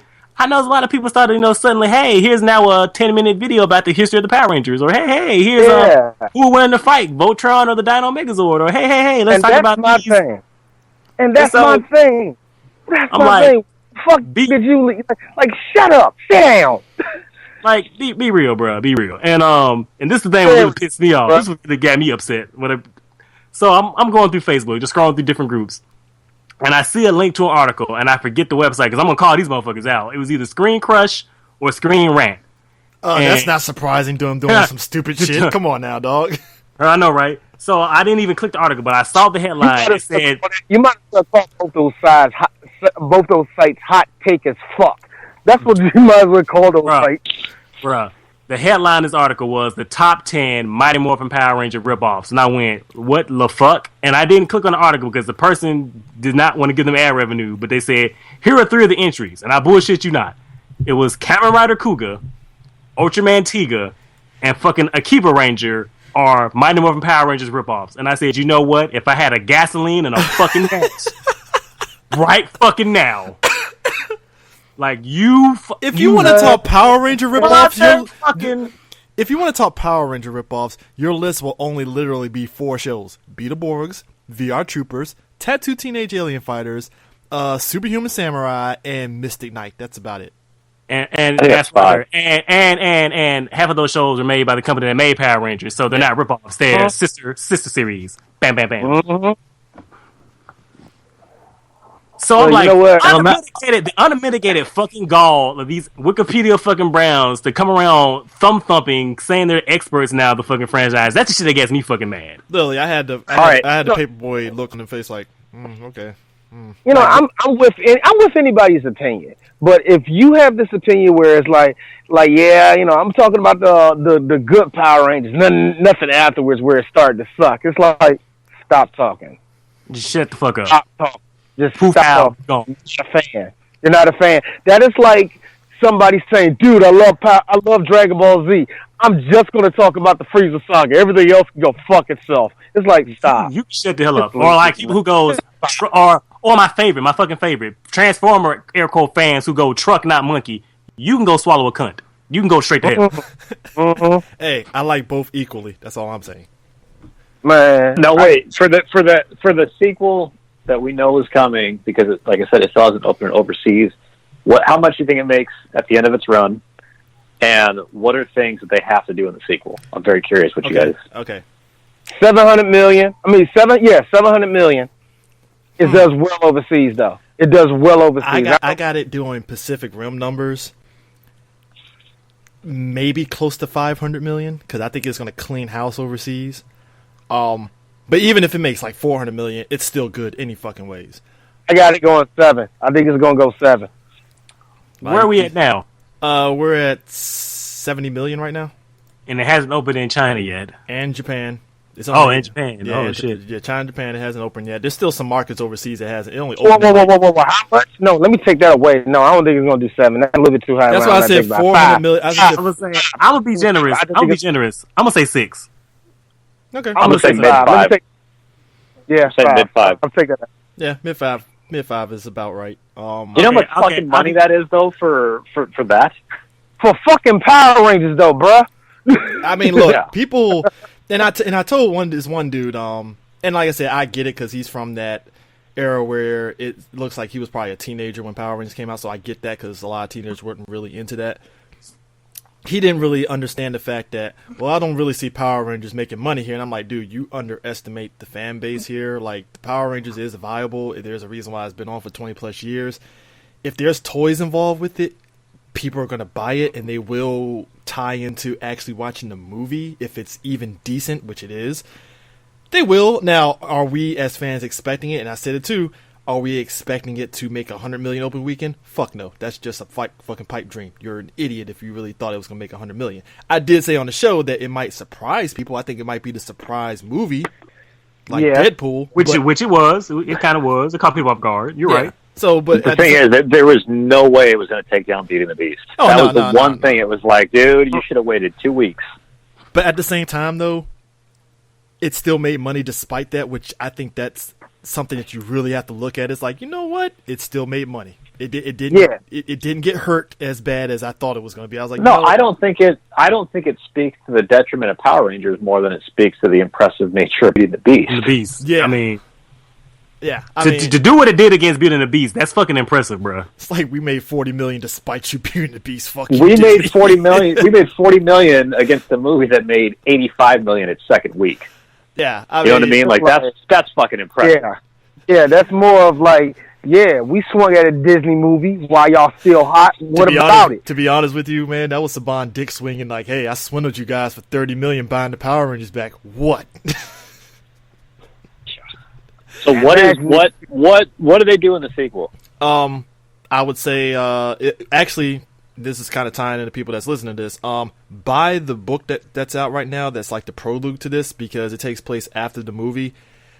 That's a good idea of where they're going after the movie, where you add... Aftershock? Yeah, Aftershock, where they add the addition of there is some remnants of Rita that's influencing people in the town and turning them into monsters of sorts, and I'm like, that's interesting.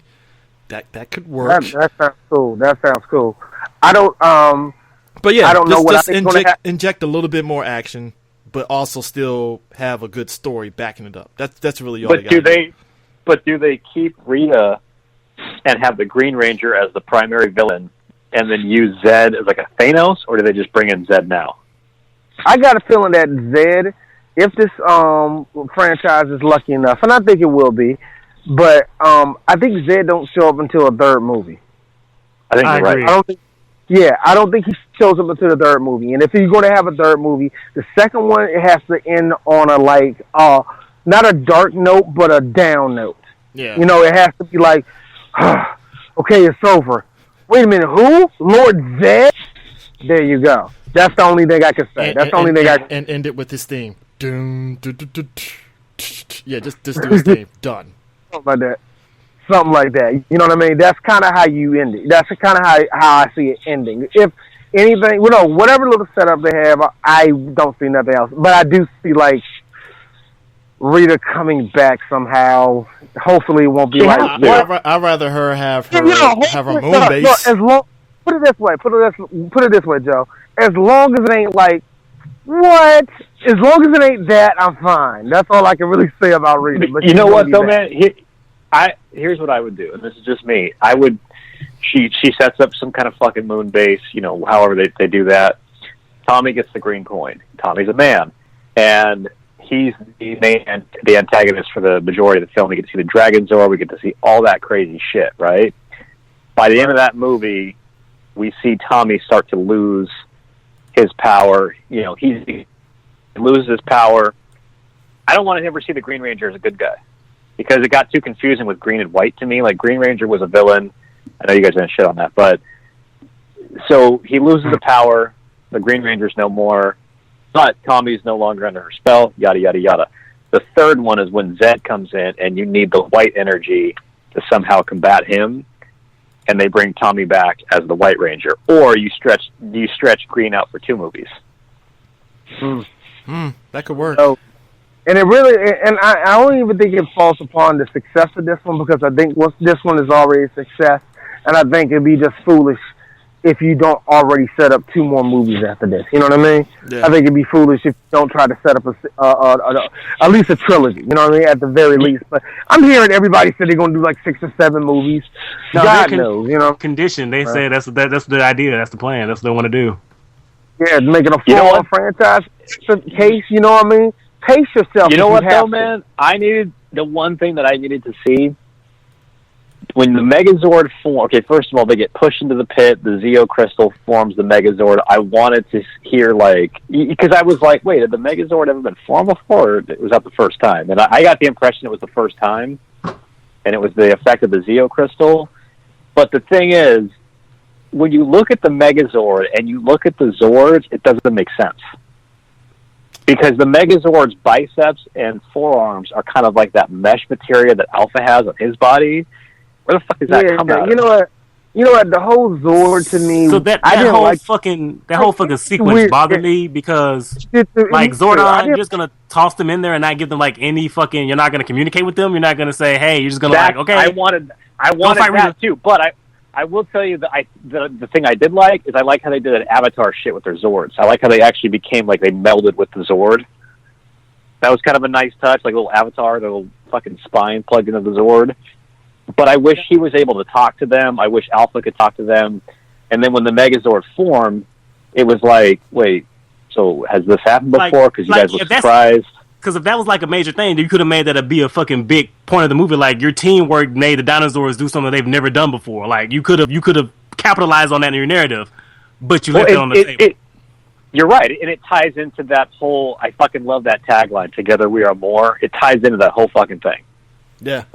I mean, you know what I mean? Like we become one, and then we fuck this thing up. But if you look at the Megazord, I was looking at the toy the other day, and I'm like, they're just gonna have to fucking say between the wrist, the forearm, and the bicep that some mesh material fucking appears, because there's no way that shit comes out of any of them. Well, like, it's funny too because I've seen people do literal, like they took the toy and they actually did detailed paint design, and it actually looks like a legit Zord. Oh yeah, yeah. You know, and it's like, and like I said, that's more of a Bandai toy thing, which me and Prime have always kind of touched on and stuff. It's like, gotta do a little bit better than that by Bandai. Dude, but you know, I saw the $100 one at Toys R Us, the one that comes with all the Zords together, right? Yeah. That you can take apart and put together. Yeah. I would have fucking dropped that cash. Give me some stickers. You know what I mean? Those things look so fucking generic. yeah. Give me some stickers. I'm 35 years old. Give me some stickers. I'll put that shit on myself. Hey, last two things. So, Max Landis had wrote a script for. Hold on, wait a second. Hold on, let me settle in. Hold on. Man, look, let me get Deep this breaths. Deep breaths. Hold on. Okay. I'm sorry. All right, hold on. Go on. Okay, so he wrote a script for it and stuff. He was originally on the movie, and he got fired and stuff, and you know, whatever stuff. You know, that was like kind of one of those minor things that happened on Twitter and stuff. And it's like, well, whatever, that happens. That's Hollywood. Writers come and go, right? Okay. First trailer came out, and he goes on there and was like, I wrote a silly. He literally wrote, and I quote, "I wrote a silly, fun, goofy, retro teen action adventure movie. They fired me, and 5 or so writers later, and it appears they made Chronicle." Okay, so he says that. So his script came out, right? Couple things that he had in the movie. One, he had basically everybody dating each other. He had Billy dating Kim. Of course he did. Of fucking course he did. But they broke up. But they're kind of like off and on a little bit. They got back together, but then he said that they had it to where Kim moves on from him to a guy named Tommy, which that was his way of kind of putting Tommy into the movie somehow with her name dropping him. Okay, whatever. Right. Okay. Trini and Jason have an on and off relationship. Okay. This sounds messy as fuck, but go on. Zach has a girlfriend, but she's only a minor role in the movie. Okay. That sucks, I guess. The way he had the characters, it was basically Jason was going to be the bad boy stereotype, which I was already like, okay, this is already stupid. He had Jason's dad actually be a police father instead of a fisherman. Okay. I kind of like that. No. Wait. I don't like. Time out. Look at Jason's dad. I'm just saying. You can tell me Austin St. John couldn't have done that.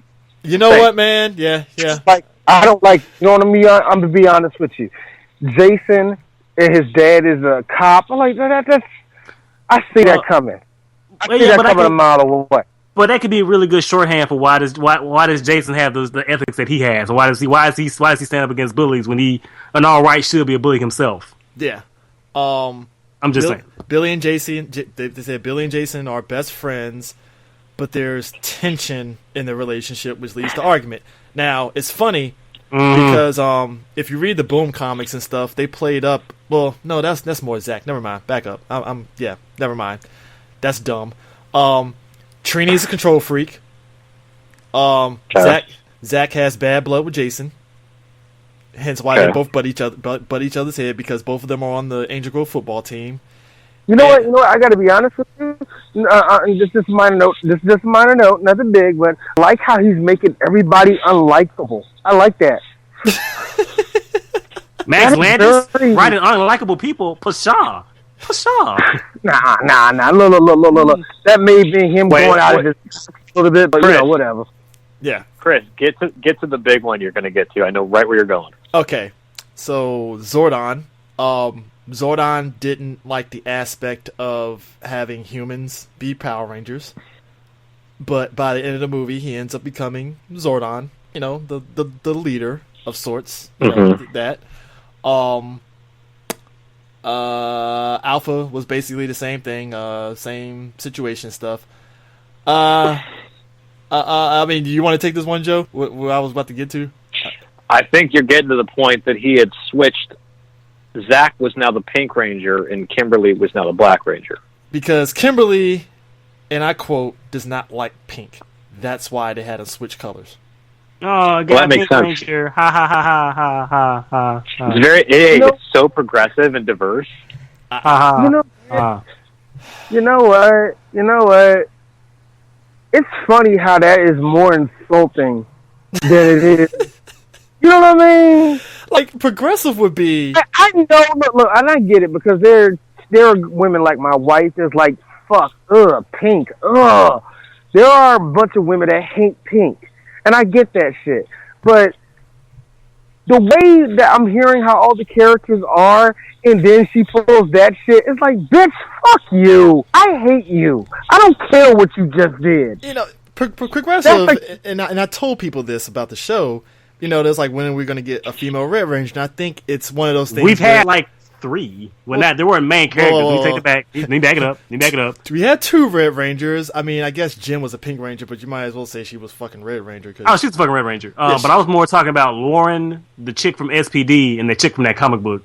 Yeah, her and homegirl from Samurai. Yeah, Lauren. Yeah. So, I mean, and we've had it, but I think it's one of those things where Power Rangers like, well, we'll wait for the Sentai to do that, and I'm like, yeah, tough luck on that. You'll be waiting forever. You're lucky that Samurai even accepted the fact that there was a female Ranger. And you know what? That was the best fucking twist in Shink Anger. That shit was dope as fuck. That shit was real wit and real fucking executed. In Shink Anger. Yeah. In Shink Anger. Shink Anger. Yeah. But I mean, that's where the progressive is gonna end up coming in and stuff. I mean, that's why I said Jen and Time Force. You might as well say she was leader of the team any fucking ways. Even though West did his thing. It's not like West was a horrible Red Ranger. West was more of a field commander. He wasn't a leader. Yeah. But it's kind of funny. I get where people say you want to put drama inside of a story and shit like that. Don't do it. But here's my thing. No, it's not even the line of pink. It's just like I said, it goes on to the characters, the way you said they are built and all that. It is so standard teenage angst by the box bullshit that we have been getting fed for the last 15 years. It's unoriginal, man. It's dumb. It makes everybody it's like they're unlikable dickheads, man. Already I can tell. Like, why? All you are fucking each other. And all of you are mad at each other. Leave me alone. They had Scorpina was what they did was he was going to keep Squat, Babu, and Goldar close to how they were in the TV show. He was going to make Rita and Scorpina more alien and stuff. Specifically, like Scorpina, you know, she was going to be looking like the Predator with scorpion aspects to her, which I'm like, okay, I could dig that. Yeah, I mean, you know, hey, you know, Rita, she was looking very alien-like. Even with Rita being a little bit more alien-like, I'm with that idea if you do it right. And I think the way they did it in the movie, it was pretty okay. Well, this one, the art for it was like, that's like all the way like Alien Queen from Aliens, and I'm like, but you know what? I don't know about. Now that I'm thinking about it, you know, I really like how the aesthetic they did for Rita in the movie now that I've seen it in action, because she really reminded me of, what is that chick's name? Sahiko? Yeah. From, there's like, it's like you have to be paying attention really hard. Like, hey, look, they're referencing kind of Japanese horror movies there. See? Get it? Yeah. Nudge, nudge. See? Yeah. Rita apparently was a former Black Ranger instead of a former Green Ranger, which I'm like, all right. Of course. Sure, all right. Other than that, they had an ending where it was going to be a stinger with Lord Zed. Yeah, that's nice. But the twist was Zed had the Green Power Ranger coin in his possession. That's nice, Max. You want a cookie for that, Max? Yeah. I still don't. You know. I get if they didn't get your. It's like I said. I get if they didn't get your fucking. If they didn't want your script, I get it. You know, cool. You know, I understand. But it's like I said. When they came out with that first fan-made Dark Power Ranger movie, I'm like, okay, there's dark, and then there's you guys really just try hard. Trying too hard. You try too hard. Like I don't need Zach to be a former coke addict and shit. It's like, come on, dog. Really. It's like this. I get it. You want to do some Frank Miller shit with this, but come on. Sometimes not everything needs that shit, man. Not everything needs that touch. Not everything needs to be overly dark. People kill me with that shit. But the movie just proved it. Yeah. people take the wrong lessons from shit. Like I hear a lot of people talking about like I really like Judge Dredd comics and I like Dredd. Oh yeah, that second Dredd movie was hotness. I don't fucking that's just for the dope. But but people watch Dredd like, oh, it was good because it was dark. And I was like, well, as much as I like the second Dredd movie, like I feel like it lost a lot of the heart of what Dredd is, because Dredd at its core is a satire. Yeah. And like the dark elements in Dredd are there for comedic effect, like to be like a dark comedy, but which the second movie had at spots, and it had its spots, but it was like it was dark for dark's sake, but not dark for the dark of this is a dark satire. This is a commentary we're making on something. You know what I mean? Yeah. I mean, but that's the thing. It's like that's where I was like, and I still saw a couple people that was like, this movie is just so taking itself seriously. I'm like, what movie did you watch? Because this movie was like, oh, it was realistic, but did you miss out on all the goofy shit they were fucking doing? I mean, real talk. Jason open hand slapping that dude, I laughed. That was fucking hard. Oh, yeah. Then they called back to that shit at the end of the movie. Yep. That was just out of nowhere, and dude was like, did you just slap me? He's like, yeah, I did. Yeah, that happened. Cool. You just got pimp hand strong. Yeah. You mad, bro? Go sit down. If there's anything I didn't like, I did hate how the Breakfast Club type S thing went down with them. Like, of course they'd be in detention. Whatever. Hey, I just like how the teacher just didn't give a fuck. It was like, whatever, do what you want, homework, I don't care. Tommy, where you at? Oh, he's in the bathroom. I don't fucking care. Hey, the detention teacher that couldn't Jason David Frank? I mean, look, let me tell you something. This is the last one here. This is the last thing here, all right? Cameos, right? So, we get Kim and Jason David Frank, they're taking a picture of the Zord and stuff. Oh, cameo, cool. I was joking with D. I was like, full and well, Jason David Frank wanted a scene where he fights one of those putty monsters and he does his famous kata yells. And I'm pretty sure somebody was like, no. How about, no, we're not doing that. But you know what, though, man? You know what? Fucking let him, because he's partially responsible for why this movie got made. That motherfucker has carried the flag longer than anybody else. Like, I remember him going to conventions. None of the other former Rangers were going. And then they were like, "Wait a minute, this fucker's making money. He's rich." To be fair to them, though, I think they didn't know that the show still had a huge cadre of fans still to this day. But it's also partially because of him. I mean, that fucker has kept that torch alive because he seems like a nice guy, he's enthusiastic. Like he's embraced what he did. Where others are like, "Yeah, I was a Power Ranger. I don't want to talk about it." He's like, "Fuck yeah, I was a Power Ranger. I was the most popular one." And if he wants to fight a fucking putty, let him. You know what? I want to say he probably did have that idea, and it was like, that would be awesome, but no. All right, no. So that's at the same time, I joked with Chris, and I said, he was probably backstage, like, hey, Saban, yeah, Jason's back there. He's doing push-ups. He got his shirt off. He says he's ready to go. So, do you want us to do something? Like, tell him to jog around the thing so we can finish them. It just felt like it had to be. It had to be a time when he had to do that. Oh man! You know what? You know what would have been cool though is when either have Jason David Frank as the detention principal, Tommy Oliver, have Jason David Frank as an adult. Peek his head in and go, oh, no. You know what I mean? Like, oh, no, I'm not Tommy. One of you guys needs to go to the principal's office. Or something like, just a quick fucking, like, I get you, like, let him say something, man. Like, when he's calling the name Tommy, have that guy peek his head in, like, hey, you're needed in fucking room 1A or whatever the fuck. You know what I mean? Like, let him say something. Like, and fucking let them all in there. Like, Billy, so, like, about the cameos. Like, they all filmed scenes, apparently. Hold on. They all had planned to film scenes, but for whatever reason, they decided to, like, not use them. I don't know if they were filmed or not. Like, I need to go back and double check. But the plan was to have the original team appear in the cameo. I don't know what the details, what the exact nature of the cameo was going to be. But they decided to cut for whatever reasons. And when I say cut for whatever reasons, I'm pretty sure it was JDF. And the original plan...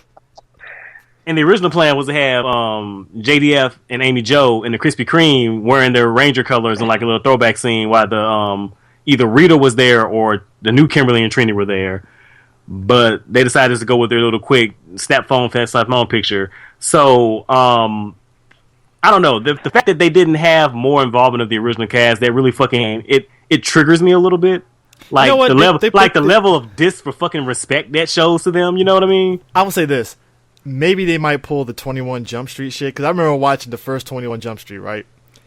Had me dying that Johnny Depp signed on to this. That was something that I will give the movie credit, that they never told nobody that Johnny Depp was going to pop up in that fucking movie. And I think maybe in the second movie, you pop the other three in there, you know, just like, hey, we're going to get the other three. Well, I mean, clearly, you know, rest in peace to Train, but, you know, get, you know, Jason David, you know, get, you know, Austin St. John. Richard Grieco.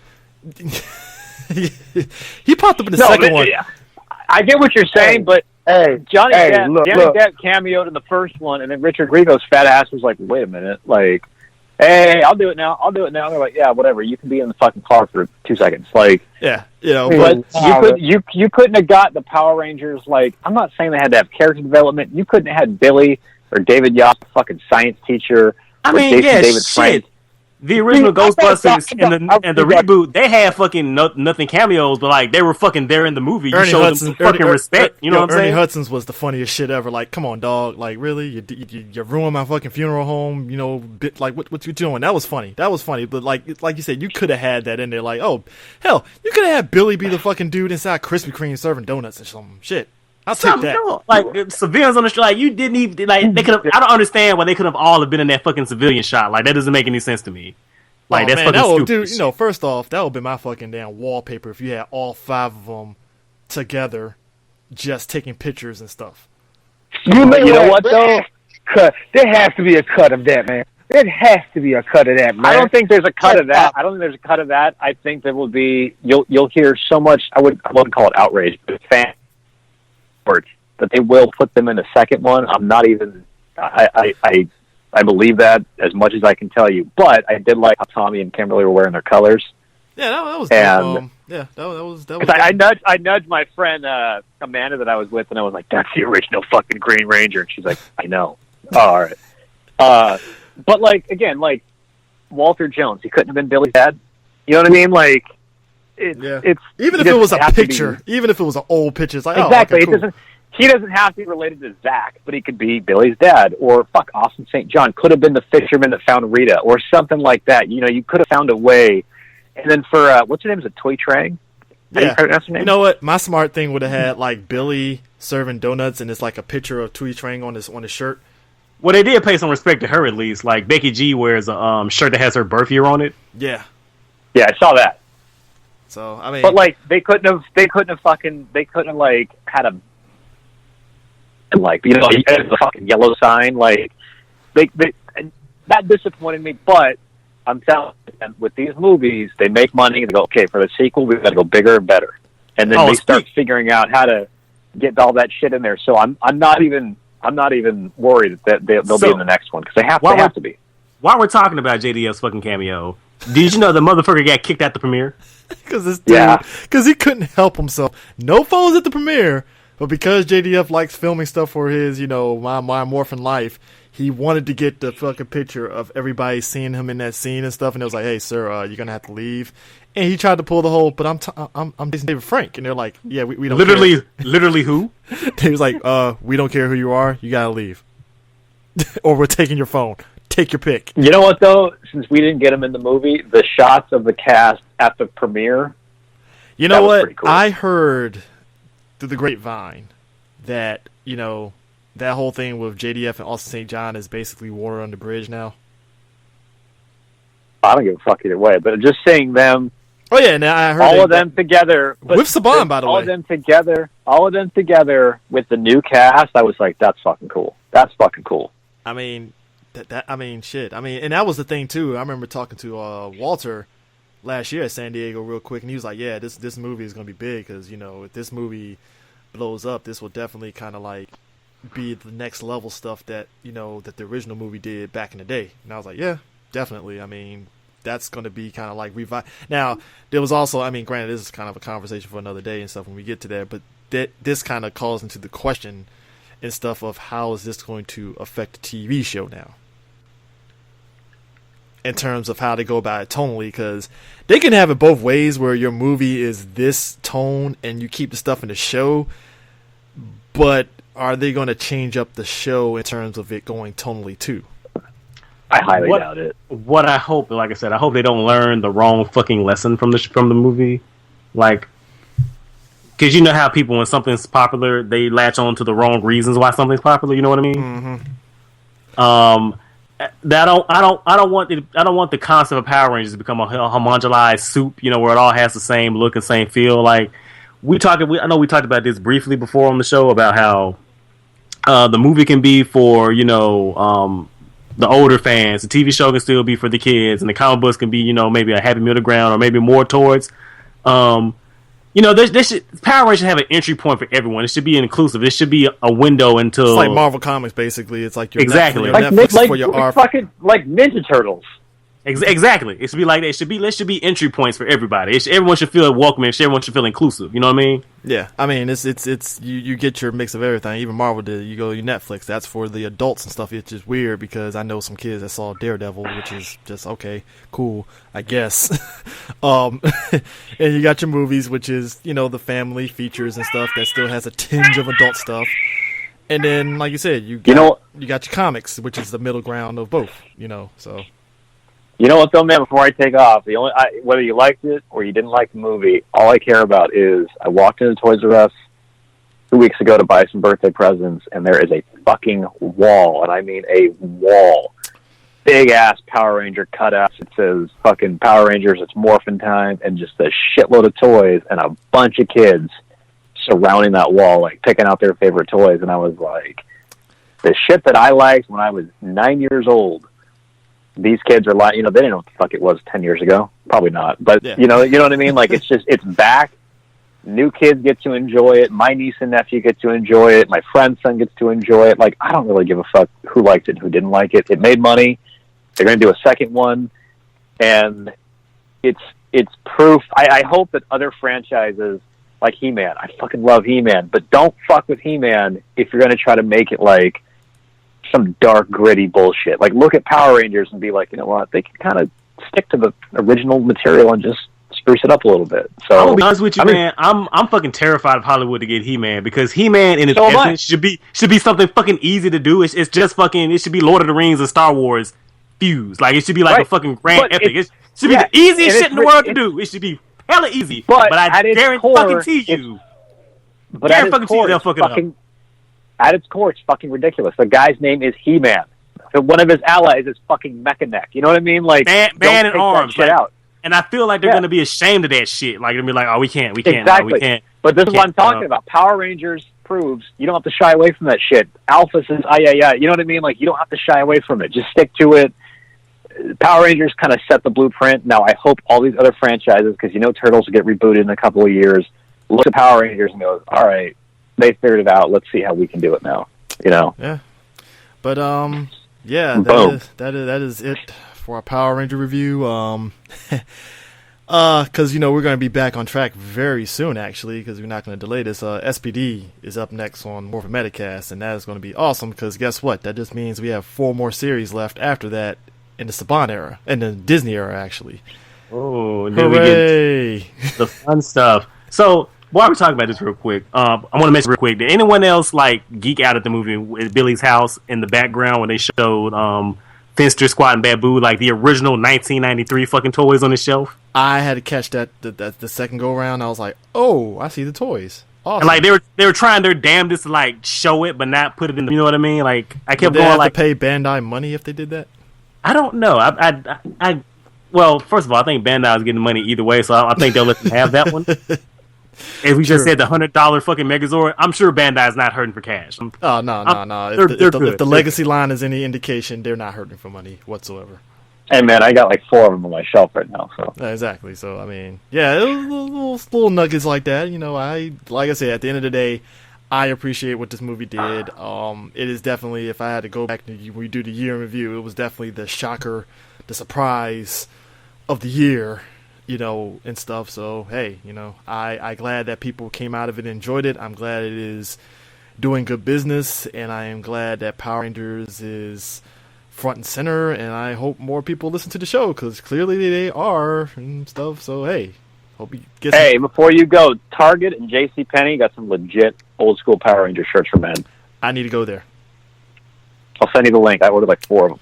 Gotcha. Oh, and I meant to tell you, Shout Factory had a fucking Sentai Power Ranger sale, and I filled in some gaps in my fucking collection. Oh yeah, people, if you really want to fill in some gaps, yeah, definitely hit up Shout Factory because they're doing the Lord's work. If you are interested in the Sentai, I think they're up to Car Ranger at this point. And them shits were $25 a pop. Yeah, you might want to jump on that, like ASAP. I would even go so far as to say, it's funny too. When Twitch did the Twitch Presents stuff, the shocker thing about it is a lot of people, I seen in particular, I linked up about our boy Captain America Carter Grayson, and I told him about that scene where he blew up that dude at the docks, and I showed that scene, and people were like, that happened? I was like, yeah, it did. You might want to watch Lightspeed Rescue. So, I mean, you might want to skip the game up, but did you see that the shit went down during Green with Evil? Like, that's when apparently everyone jumped to the stream to start watching it. Yeah. And it, like, fucking crashed it, and everybody was like, good job, Tom, you killed stream. Yeah. But hey, I'm glad that the whole stream did kind of get a lot of people introduced into, Power Rangers again. So hey, I like this revision and stuff. So anyways, that is it. Like I said, next time you hear us, it's going to be soon when we do SPD. So that's the sound of the police. Yep. The sound of the beast. Take care of that, and we will catch you guys later. Peace out. Auf Wiedersehen.